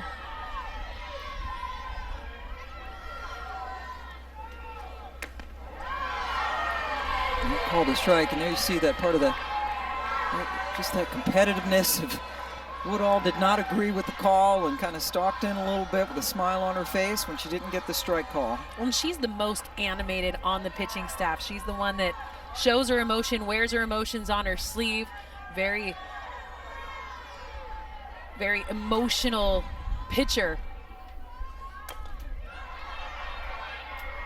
Gets Boone. And in fact, that's one of the things that her head coach, Coach Bear, as they call her, the nickname for Cindy Ball Malone, played against ECU, East Carolina, and Woodall knew that they were picking her pitches. And they were picking her changeup, and she said she came out of the game, or actually struck out someone on a change, and then when she was going back into the dugout, she said, you know, you can keep picking it, but you have to hit it. And she said it to the head coach. Yes. Was not shy about her chirping, and I think that's what you're seeing in this game. While we cannot hear the words going on, that is the feel of the emotion that's coming from the UCF squad and the Oklahoma squad, and it is coming to a head out here between the white lines. Back to the top of the order, and Jada Coleman, hitless today, but has been on twice with bases on balls, and head coach Ball Malone said she liked that. She liked when Woodall yapped at her, and when she entered the portal, she went after her and got her to come to UCF, where she is closing out her career. And they both talked about that moment in that recruiting process before she got to UCF, and Woodall tried to apologize, and Coach Cindy Ball Malone said, "Don't apologize. That's the energy I want you to bring to the circle for my team." She's been a great student. That coach says she's a genius, and earning that scholarship to go to Baylor Law. And she's going to fight to the very last pitch in what is looking more and more like would be her last collegiate game. Yeah, so much fight in these nights. Able to earn the first ever host opportunity for regionals. Got that 16 seed for the postseason. Coach Cindy Ball Malone put together that schedule knowing this tough schedule this season. And preparing them for moments like this, getting back to defend their national championship. Yeah, an exciting time here in Oklahoma. And the crazy thing is, anytime Oklahoma goes into Hall of Fame Stadium, it's like a home game for them because of the way that these Oklahoma fans pack the seats. Oklahoma City, about a half-hour north of Norman. Grace Lyons throws out Molina, and Oklahoma State's already there. So it's even extra special when both Oklahoma teams make it, or those two Oklahoma teams. There are others, but those two Oklahoma teams specifically. But there's a pretty special fan that comes to these home games, and she was able to become friends with Patty Gasso in a pretty unique way. Her name, Yvonne Little. And there she is with the white visor and the white sweater, the little green wrap around her neck. A 95-year-old who wrote Coach Gasso a letter a couple of years ago, lives in a retirement home in Norman. And Patty Gasso liked the letter so much that actually took her team over there to meet Yvonne and the rest of the residents, and they formed this very special bond. Yeah, she said Coach Gasso says they bonded immediately. She attends the games, she brings her friends. Maria Cannon, the pinch hitter, pops out to Lyons, who covered some ground. 2 outs. But look at these two. I mean, quick friendship forged in a moment where Coach Gasso says, I don't think the elderly get the attention that they deserve. They have such great stories to tell, and Coach Gasso actually took her whole squad into the nursing home, into an assisted living facility, and they did an exercise class with the residents, and then afterwards sat around and bonded and told stories. And Coach Gasso said she passed one table and 3 of the players were in tears as one of the elderly women was sharing a story about her life. She said, it's so important for our girls to understand that they are so much more than just softball players, that they are valuable pieces of our community. And they have made trips back, and one of the great stories was during a game, Yvonne Little actually was hit by a ball. It hit her in the arm, and she was bleeding. So the paramedics came, they took her off, patch her up, make sure she's okay. And as Yvonne was leaving, being carted out, she waved at Patty Gasso and held up the softball. You have to secure the out, Pam, and that's what Yvonne did. Just so fun to see how these players have been impacted by these other members of the community whose lives would maybe never intertwine other than having an opportunity from their head coach to enter that home. They've exchanged phone numbers, they've shared dances, and just explained that there's more to life than softball. Johns throws out Volpe. Yeah, an emotional moment, and that's one of the things you can't think about as a hitter, because if you let the emotion of this moment get too big, it takes over. So it has to be just another pitch and another at-bat. She is from Hawaii, and her dad, Levi, who was her coach and threw countless hundreds, if not thousands, of balls to her. Home run number 96 to break Lauren Chamberlain's all-time record came in a tournament at Hawaii against Ashley Murphy, who threw the ball because she had been walked 16 times in the 8 games between home run number 95 and 96, and now Jocelyn is like, Lauren, love you, but you're way in her rearview mirror right now. Yeah. And head coach Bob Coolin, very classy, came out, first off, pitched to her, had Ashley Murphy pitch to her, and then came out after she hit the record-breaking home run and put a leg around the favorite child of Hawaii's neck. Well, and everybody talks about how you couldn't have written a movie script better than the moment that happened for Jocelyn Allo, about 100 yards away from where she grew up, on the field that she hit balls when she was 4 years old with her dad. I mean, just one of those absolute perfect moments for Jocelyn Allo. And now a 3-0. Allo takes it for a strike. Thought it was a ball, but you know what? We get to see her with the 3-1 pitch. Yeah, 2-0 is my favorite pitch to swing on. 3-1, my next favorite. Jocelyn had a 3-run home run yesterday.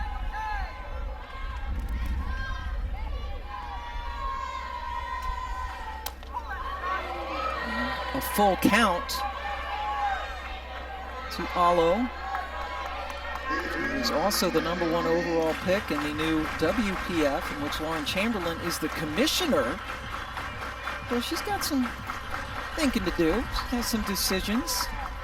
Yeah, but they're all good decisions. The game continues to go on for Jocelyn Alo, whether it be in a USA uniform, an AU uniform, or a WPF. Yep, she is on the national team.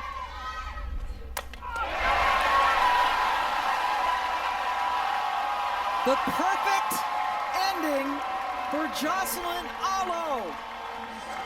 On a full count pitch, crushes the ball,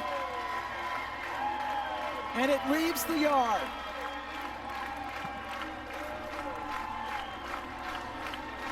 The moments continue to get better and better for Jocelyn Alo.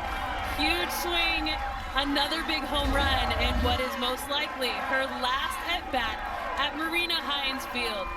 A no-doubter in a full count. Go ahead and put her on, but they don't.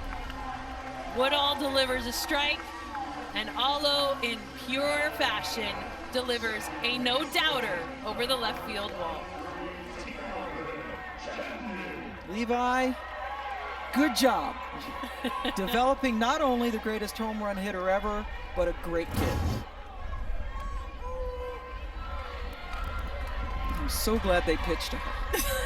and everybody watching, you know, a diehard UCF fan perhaps, but still, we knew again coming in, and you know, we talked about Woodall and her confidence. Both she and Mancha, the other pitcher, said, yeah, we're going to pitch to her.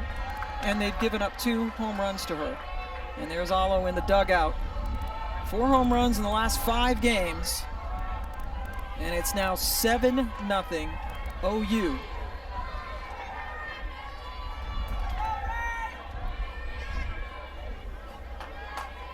Now T.R.A. Jennings takes that down the line. Stand up double.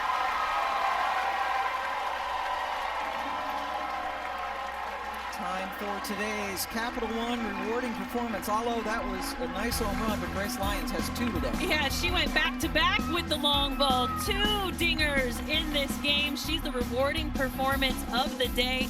She got home run number 8, and then very next to bat, home run number 9. So, who do we need to look for? She was the one that gave them the energy and the big, huge lead. Love to see the long ball, and if you like the home run, you're in the right spot because Oklahoma has had 4 in this game. Wow, and look at Woodall as she leaves, blowing kisses to the crowd, gets hugs because this is her last game as she has been pulled. Very good career, capping it off at UCF, but just too much for Oklahoma. So this Oklahoma team, we've talked about Jocelyn Alo. They have 5 players who have exhausted their eligibility. Alo, Lindsey Elam, the ones that have been here for the full 5 years, joined by Jana Johns, the South Carolina transfer, Taylon Snow, the Auburn transfer, and Hope Troutline, the North Texas transfer. But what a job over the last 5 seasons for these very talented Oklahoma Sooners, who appear to be on their way to another World Series. Yeah, UCF has put up a great fight in this one. They started the game off with a hit, which they couldn't even find one in game 1 of the series. But Oklahoma bats have come alive here in the later innings. It's been the home run that has put UCF in a position they are having a hard time responding to. Yeah, just so much firepower for Oklahoma. If you want to look up their statistics on the internet, you probably will look at them and go, no, that can't be right. It's right. Yeah, in this game, they've hit half of the home runs that they've given up in an entire season. 4 home runs they've hit in this game. Their pitching staff has only given up 8 as a staff. And so it comes down to not only have they been able to figure it out at the plate again this year, they had 161 home runs as a team last year. The 4 they've hit today has put them to 138, and now Gianna Mancha is going to have to face those hitters in the circle. Another senior for UCF. She comes in throwing east and west with most of her pitches. She'll stay with the screw in the curve to get ahead. We've also seen her implement some up and down in the zone as well. She's fallen in love with the drop ball and has worked really hard this season to execute different speeds within her pitches. It was Mancha who got the start yesterday. Lasted 2 innings, gave up 7 runs, 6 of them earned, including the 3-run home run to Jocelyn Allo with first base open. You can't get over that, can you? I just wouldn't do it. But they said, to their credit, and like we talked about all the walks that Allo took between home run number 95 and 96 to break the record. They said they were going to pitch to her. They pitched to her. And now both Mancha and Woodall know firsthand what that's like. Yeah, they've gotten to watch the ball rise over the wall as they've both given up home runs. Grace Lyons with a couple of them today. Solo shot in the 3rd, 3-run in the 4th. Some other changes. Lee now has gone to play 3rd base. Cody, who is Mancha's catcher, goes from 3rd to catcher. And Griffin, who had been catching, is the DP. There is Jada Cody.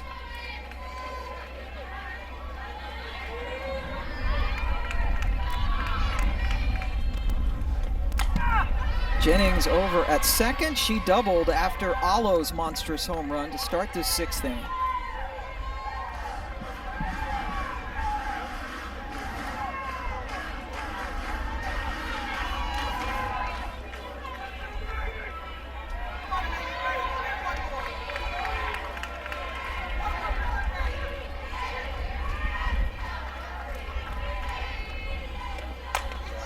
Lyons sends it down the right field line, and it drops.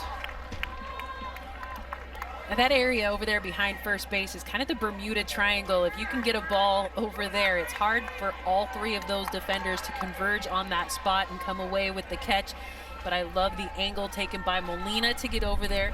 Hard drop step by Doherty to get there, and then out and right, Denali Shotpocker trying to get there, just could not find a way to get there in time on the foul ball.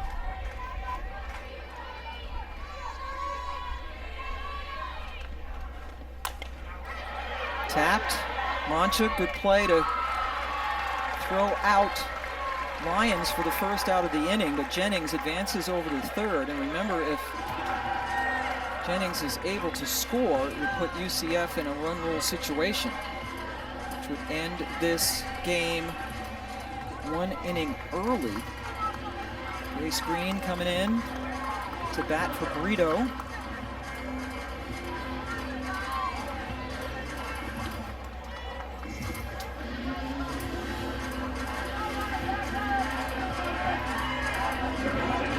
Yesterday to pinch hit and hit a line drive in left field. Needed a nice play to retire Grace.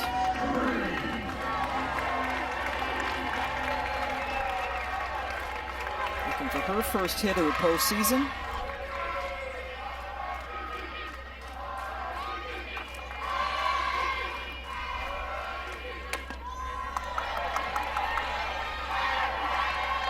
Grace Green was a household name for Oklahoma early on in her career. Right now just has 4 hits on the entire season. 3 of those hits for home runs. Good ratio, but yeah, the Big 12 Freshman of the Year back in 2019 when she hit 17 home runs. Hit 359, but has seen her playing time dwindle. So much talent coming into this program. When she makes herself susceptible to the outside pitch, when she goes to that late kick on the stride, she continues to take that stride foot and land closer to 3rd base than back at the pitcher. So the outside pitch is one that I think that UCF will try to fill up the zone with. Over the outside, but it missed the plate. Mancha in the circle like Woodall, who she just replaced, is playing in her final season. She transferred over from Boise State.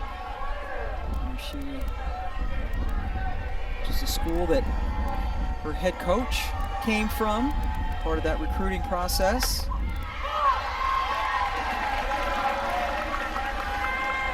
Here's Green.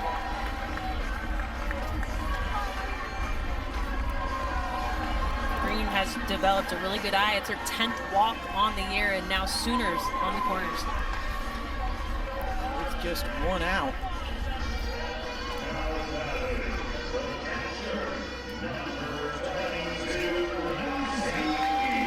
Elam batting in the 6th slot. Coming in to catch for Kinsey Hansen, who got the start behind the plate. First time since the Big 12 tournament final in which Hansen has started at catcher.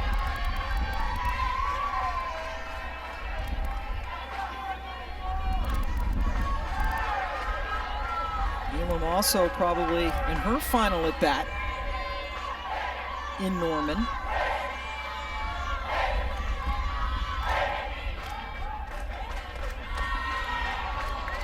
Green takes off, gets second without a throw. First stolen base on the year for Grace Green.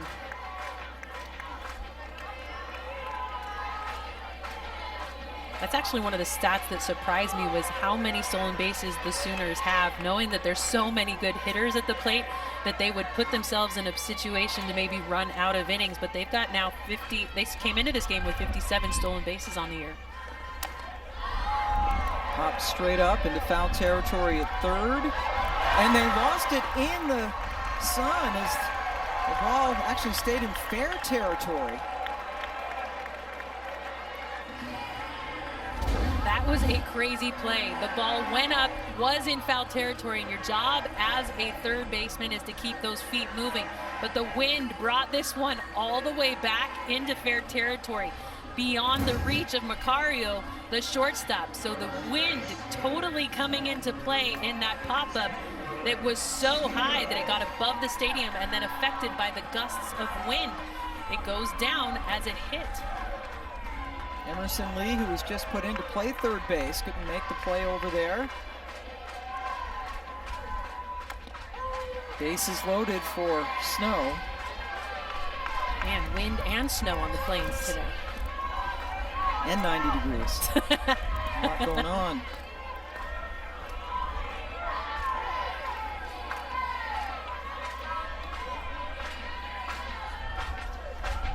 Snow hitless so far this weekend.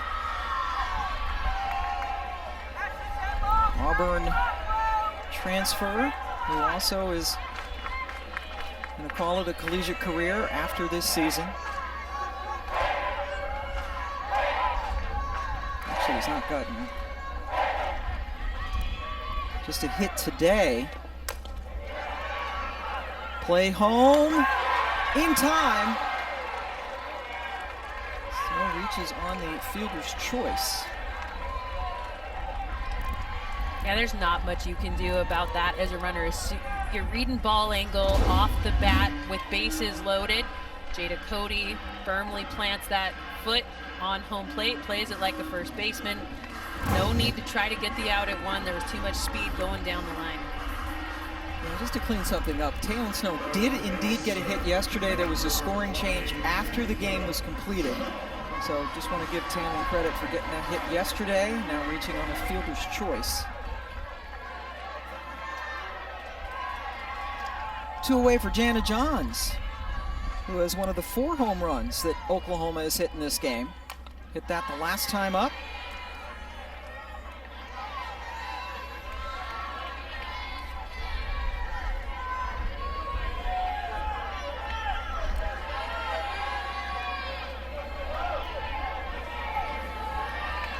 Oklahoma's had a lot of base runners in this game.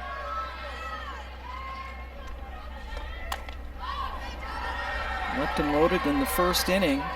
Left 2 on in the second, 2 on in the third, and then a 3-run home run by Lyons in the fourth. Homer by Johns in the fifth. Not leaving anybody on in those innings, and reminding everyone that when this game is completed, Texas and Arkansas are going to play.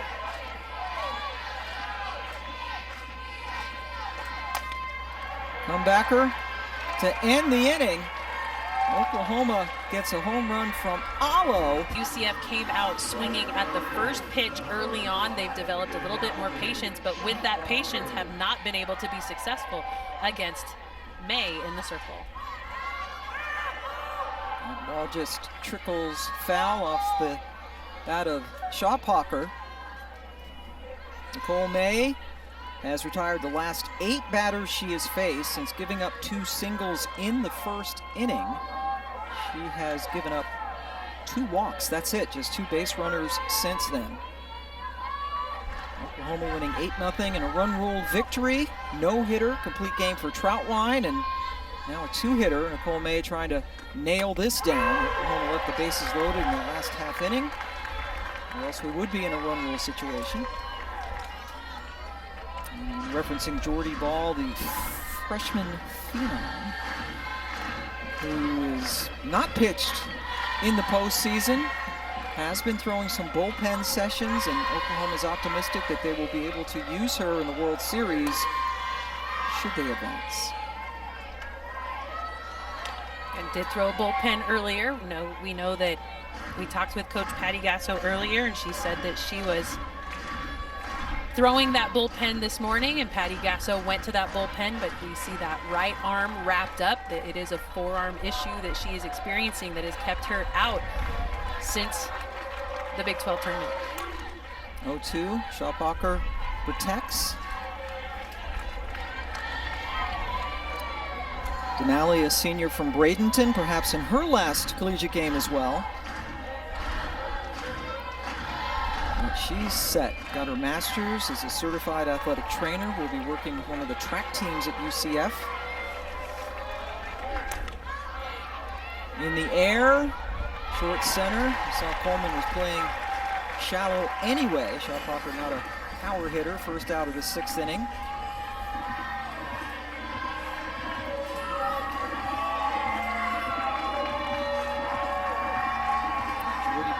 The finalist for National Freshman of the Year. Jocelyn Allo, a finalist for National Player of the Year. Allo won that award last season, and here's Jada Cody. Good news for UCF fans. She's only a sophomore. Yeah, the RBI queen of this squad will be returning back to Orlando.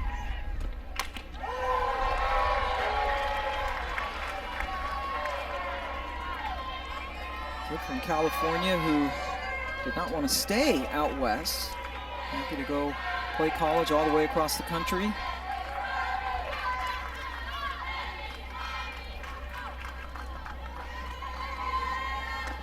He's put together back-to-back really good years. 7 home runs last year as a freshman, 14 this year with 74 runs driven in, which is second in the entire nation. Yeah, the American Tournament most outstanding player is sitting on a 14-game reach base streak right now, looking to get snapped if she doesn't get on in this at bat.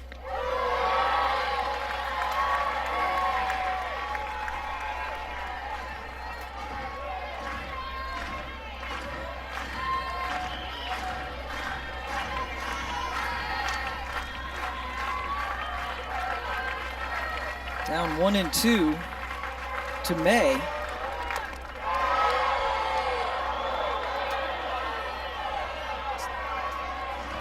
Say that louder. Where was that?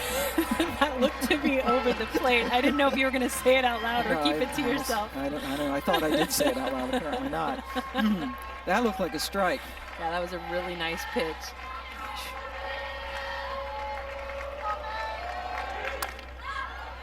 In the air and over the fence. UCF scores its first run of the weekend. It's their power hitter, Cody, home run number 15. Jada Cody able to help UCF score their first run in super regional history. Coming away with a big one. It's a good pitch on the inside half of the plate, but just doesn't jam Cody up enough. Short, quick swing.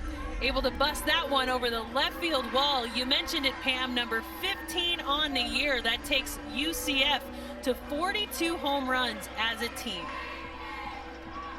And there's Allo's dad getting ready to catch it. He's all over the place. Levi, he's the home run magnet. That's right. Maybe it's his fault. Yeah, between his daughter and he did get the home run ball. He's got a ton of those, I'm sure. Most off the bat of his daughter. He's gonna hide it. But it's not his daughter's home run. Yeah. That's the crazy part. Veteran move by Levi. Yeah, when your daughter hits that many home runs, you know how to get him out of the park. Here's Shannon Doherty now.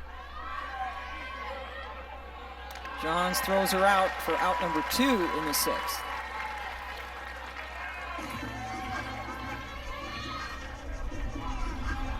And you know, if there was any player that was going to be able to bust it out of the park, the only one to do it would be Jada Cody. She's the only hitter with double-digit home runs on a team that has relied on her heavily to put the runs on the board for them this year. 2 out, nobody on for Ashley Griffin. 0 for 2, the catcher. Moved to the DP spot. First pitch swinging, and she has been thrown out. But UCF has broken through. Jada Cody with the home run, 7-1. Oklahoma State has already punched their ticket to the Women's College World Series, but it comes down to execution in the pivotal moments, playing tight defense, pitching well in the circle, and the long ball doesn't hurt. Yeah, they could do that a little bit. 4 more home runs today. Riley Boone gonna lead things off. And the top of the 7th inning, Pam Ward and Jenny Dalton-Hill joining you. Oklahoma wins. They do go to the World Series next week. UCF comes back to win, and we'll have a Game 3 for you here tomorrow in Norman. Doherty handles it herself for the first out of the 7th inning, and because of that long 6th inning in which 7 Sooners came to bat, you know who we get to see hit again? A little girl named Joe. Yes. Jay Allo coming up. Jocelyn Allo hit a home run her last time up. Here's Jada Coleman. Allo on the on-deck circle. Doing that same routine every time for Allo. Stretching in the on-deck, and then once she gets into the batter's box. Every good hitter has a routine that they follow. It has nothing to do with superstition, although some of it does. But that routine is what sets you up to be successful in the box, making sure that you put your mind in the right place, you get your timing down in the on-deck circle before you head into the box.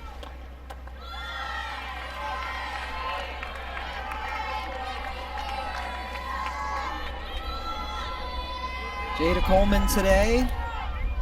A couple of walks, up for the 5th time in this game. This is the 3rd UCF pitcher we have seen, Gianna Mancha, who started yesterday.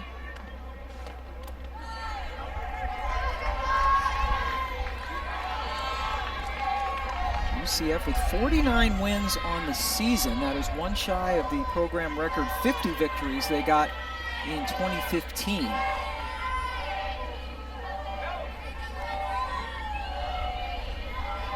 They need victory number 50 to keep their season going. 3-0. Coleman lets it go by for strike 1.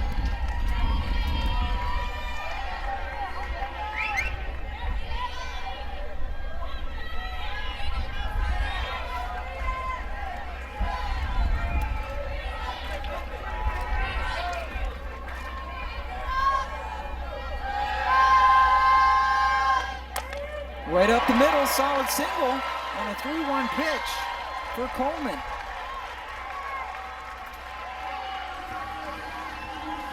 Question of the day, do you pitch to Jocelyn Allo? Yes. Now, the kid from the island of Oahu, National Player of the Year last year, most home runs in the history of this sport, hitting almost 500. So much good stuff. And Mancha served up the 3-run homer to her yesterday with the base open. Told us she was going to pitch to her.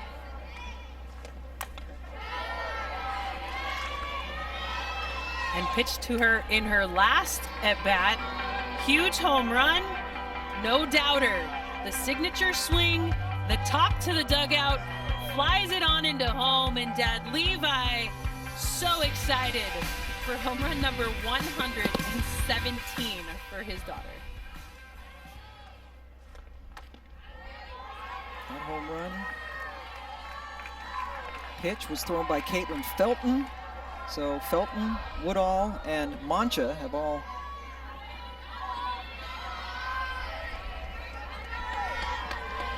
had a chance and have given up home runs to this mighty team.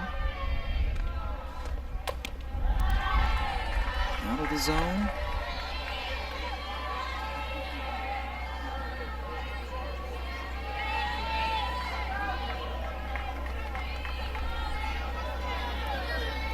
Now a 2-1 pitch.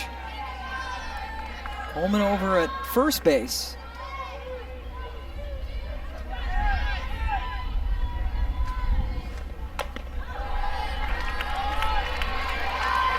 Well, Mancha was the hitter, or the pitcher, that gave up the home run yesterday to Alo. Said she missed her spot, gave up a really nice pitch to Alo, and we know Alo is a patient hitter, but when you serve something close to the zone, she's not afraid to attack.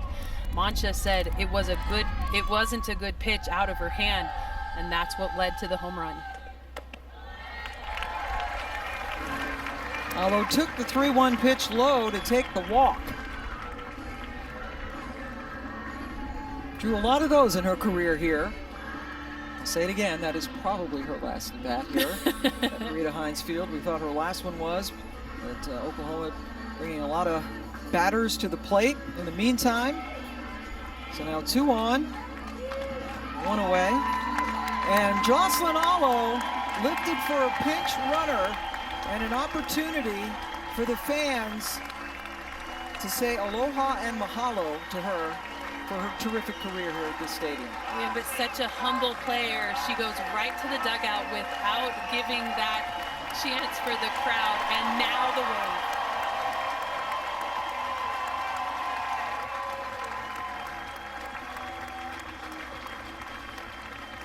Pretty cool moment for the player that has meant so much to this team in her last time playing here at Marita Hines Field. Sophia Nugent running over there for Alo. Sophia can tell that story the rest of her life. I pinch ran for Alo in her last game in March.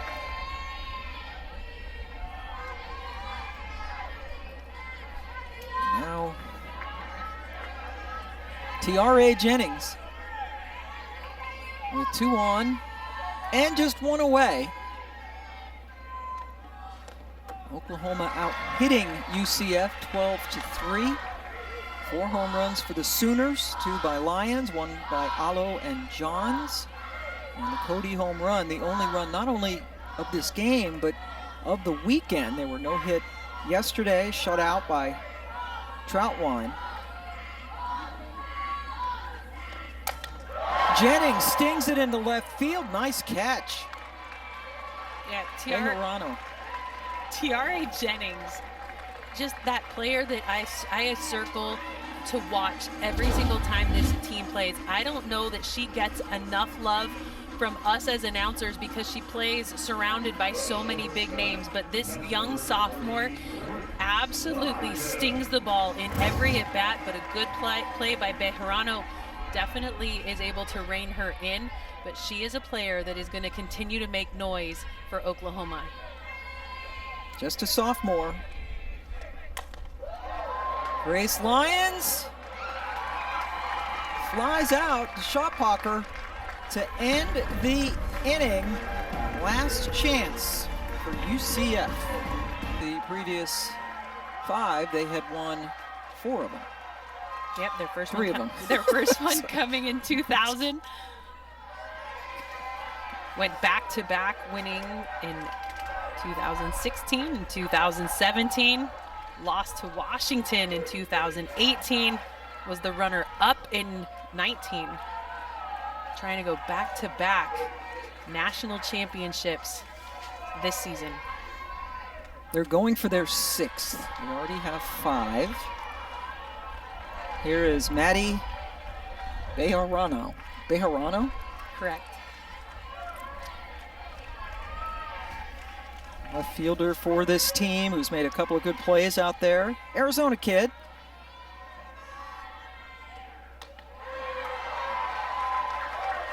Another Tanner in attendance here. Also the favorite player of Cindy Ball Malone's 6-year-old son, Robert IV, who they call Four. There's Tanner. Hey, come on, Maddie. Love the moments where Tanner can celebrate his sister, where his sister has been such a champion for him and for the opportunities that he's able to get because of the position that she's been as a Division I athlete. And it's also expanded her team's look as to how to represent Tanner and how to give opportunities to kids like Tanner. Coach Cindy Ball Malone said her son Four was diagnosed with autism, and that relationship that Maddie has been able to forge with her kiddo they call Four because he's Robert IV, that has been so special. She says that she just has gravitated to Four in every way. Lifted into left field. That's a nice running catch by Brito. First out of the 7th.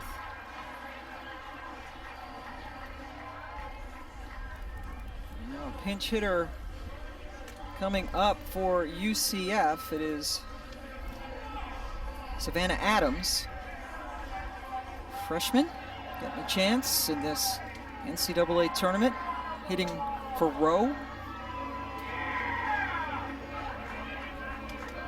And I like the fact that she's giving this opportunity to Adams, a young freshman, to be able to carry over into next season, fill big shoes, and help a program get back to the national dominance that they were able to attain this year, making it to their first ever Super Regional.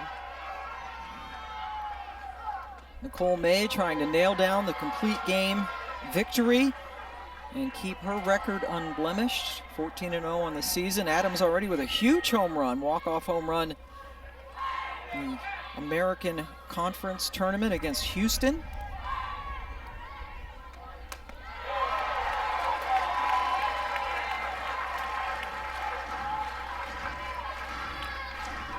This is a UCF team that has had a spectacular season, 49 wins, won the American Conference regular season and conference championship, hosted a regional for the first time, national seed at number 16, in the air for Lions. 2 away. Have to retool at pitcher, losing both Mancha and Woodall, but Caitlin Felton, some great things expected from that true freshman. And I was really impressed with Angelina DeVoe yesterday. She's a spinner, doesn't come in with a ton of velocity, but was able to keep the Sooners from squaring things up.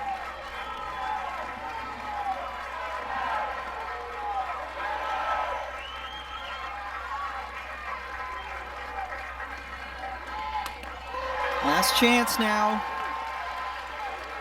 Justine Molina, second baseman.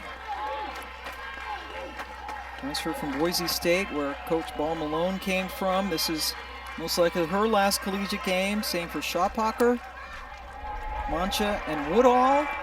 And that's it. Molina flies out to end the game, and the Sooners are going back to Oklahoma City. Oklahoma with a dominating performance, 19 hits in 2 games, 5 home runs hit by the Sooners.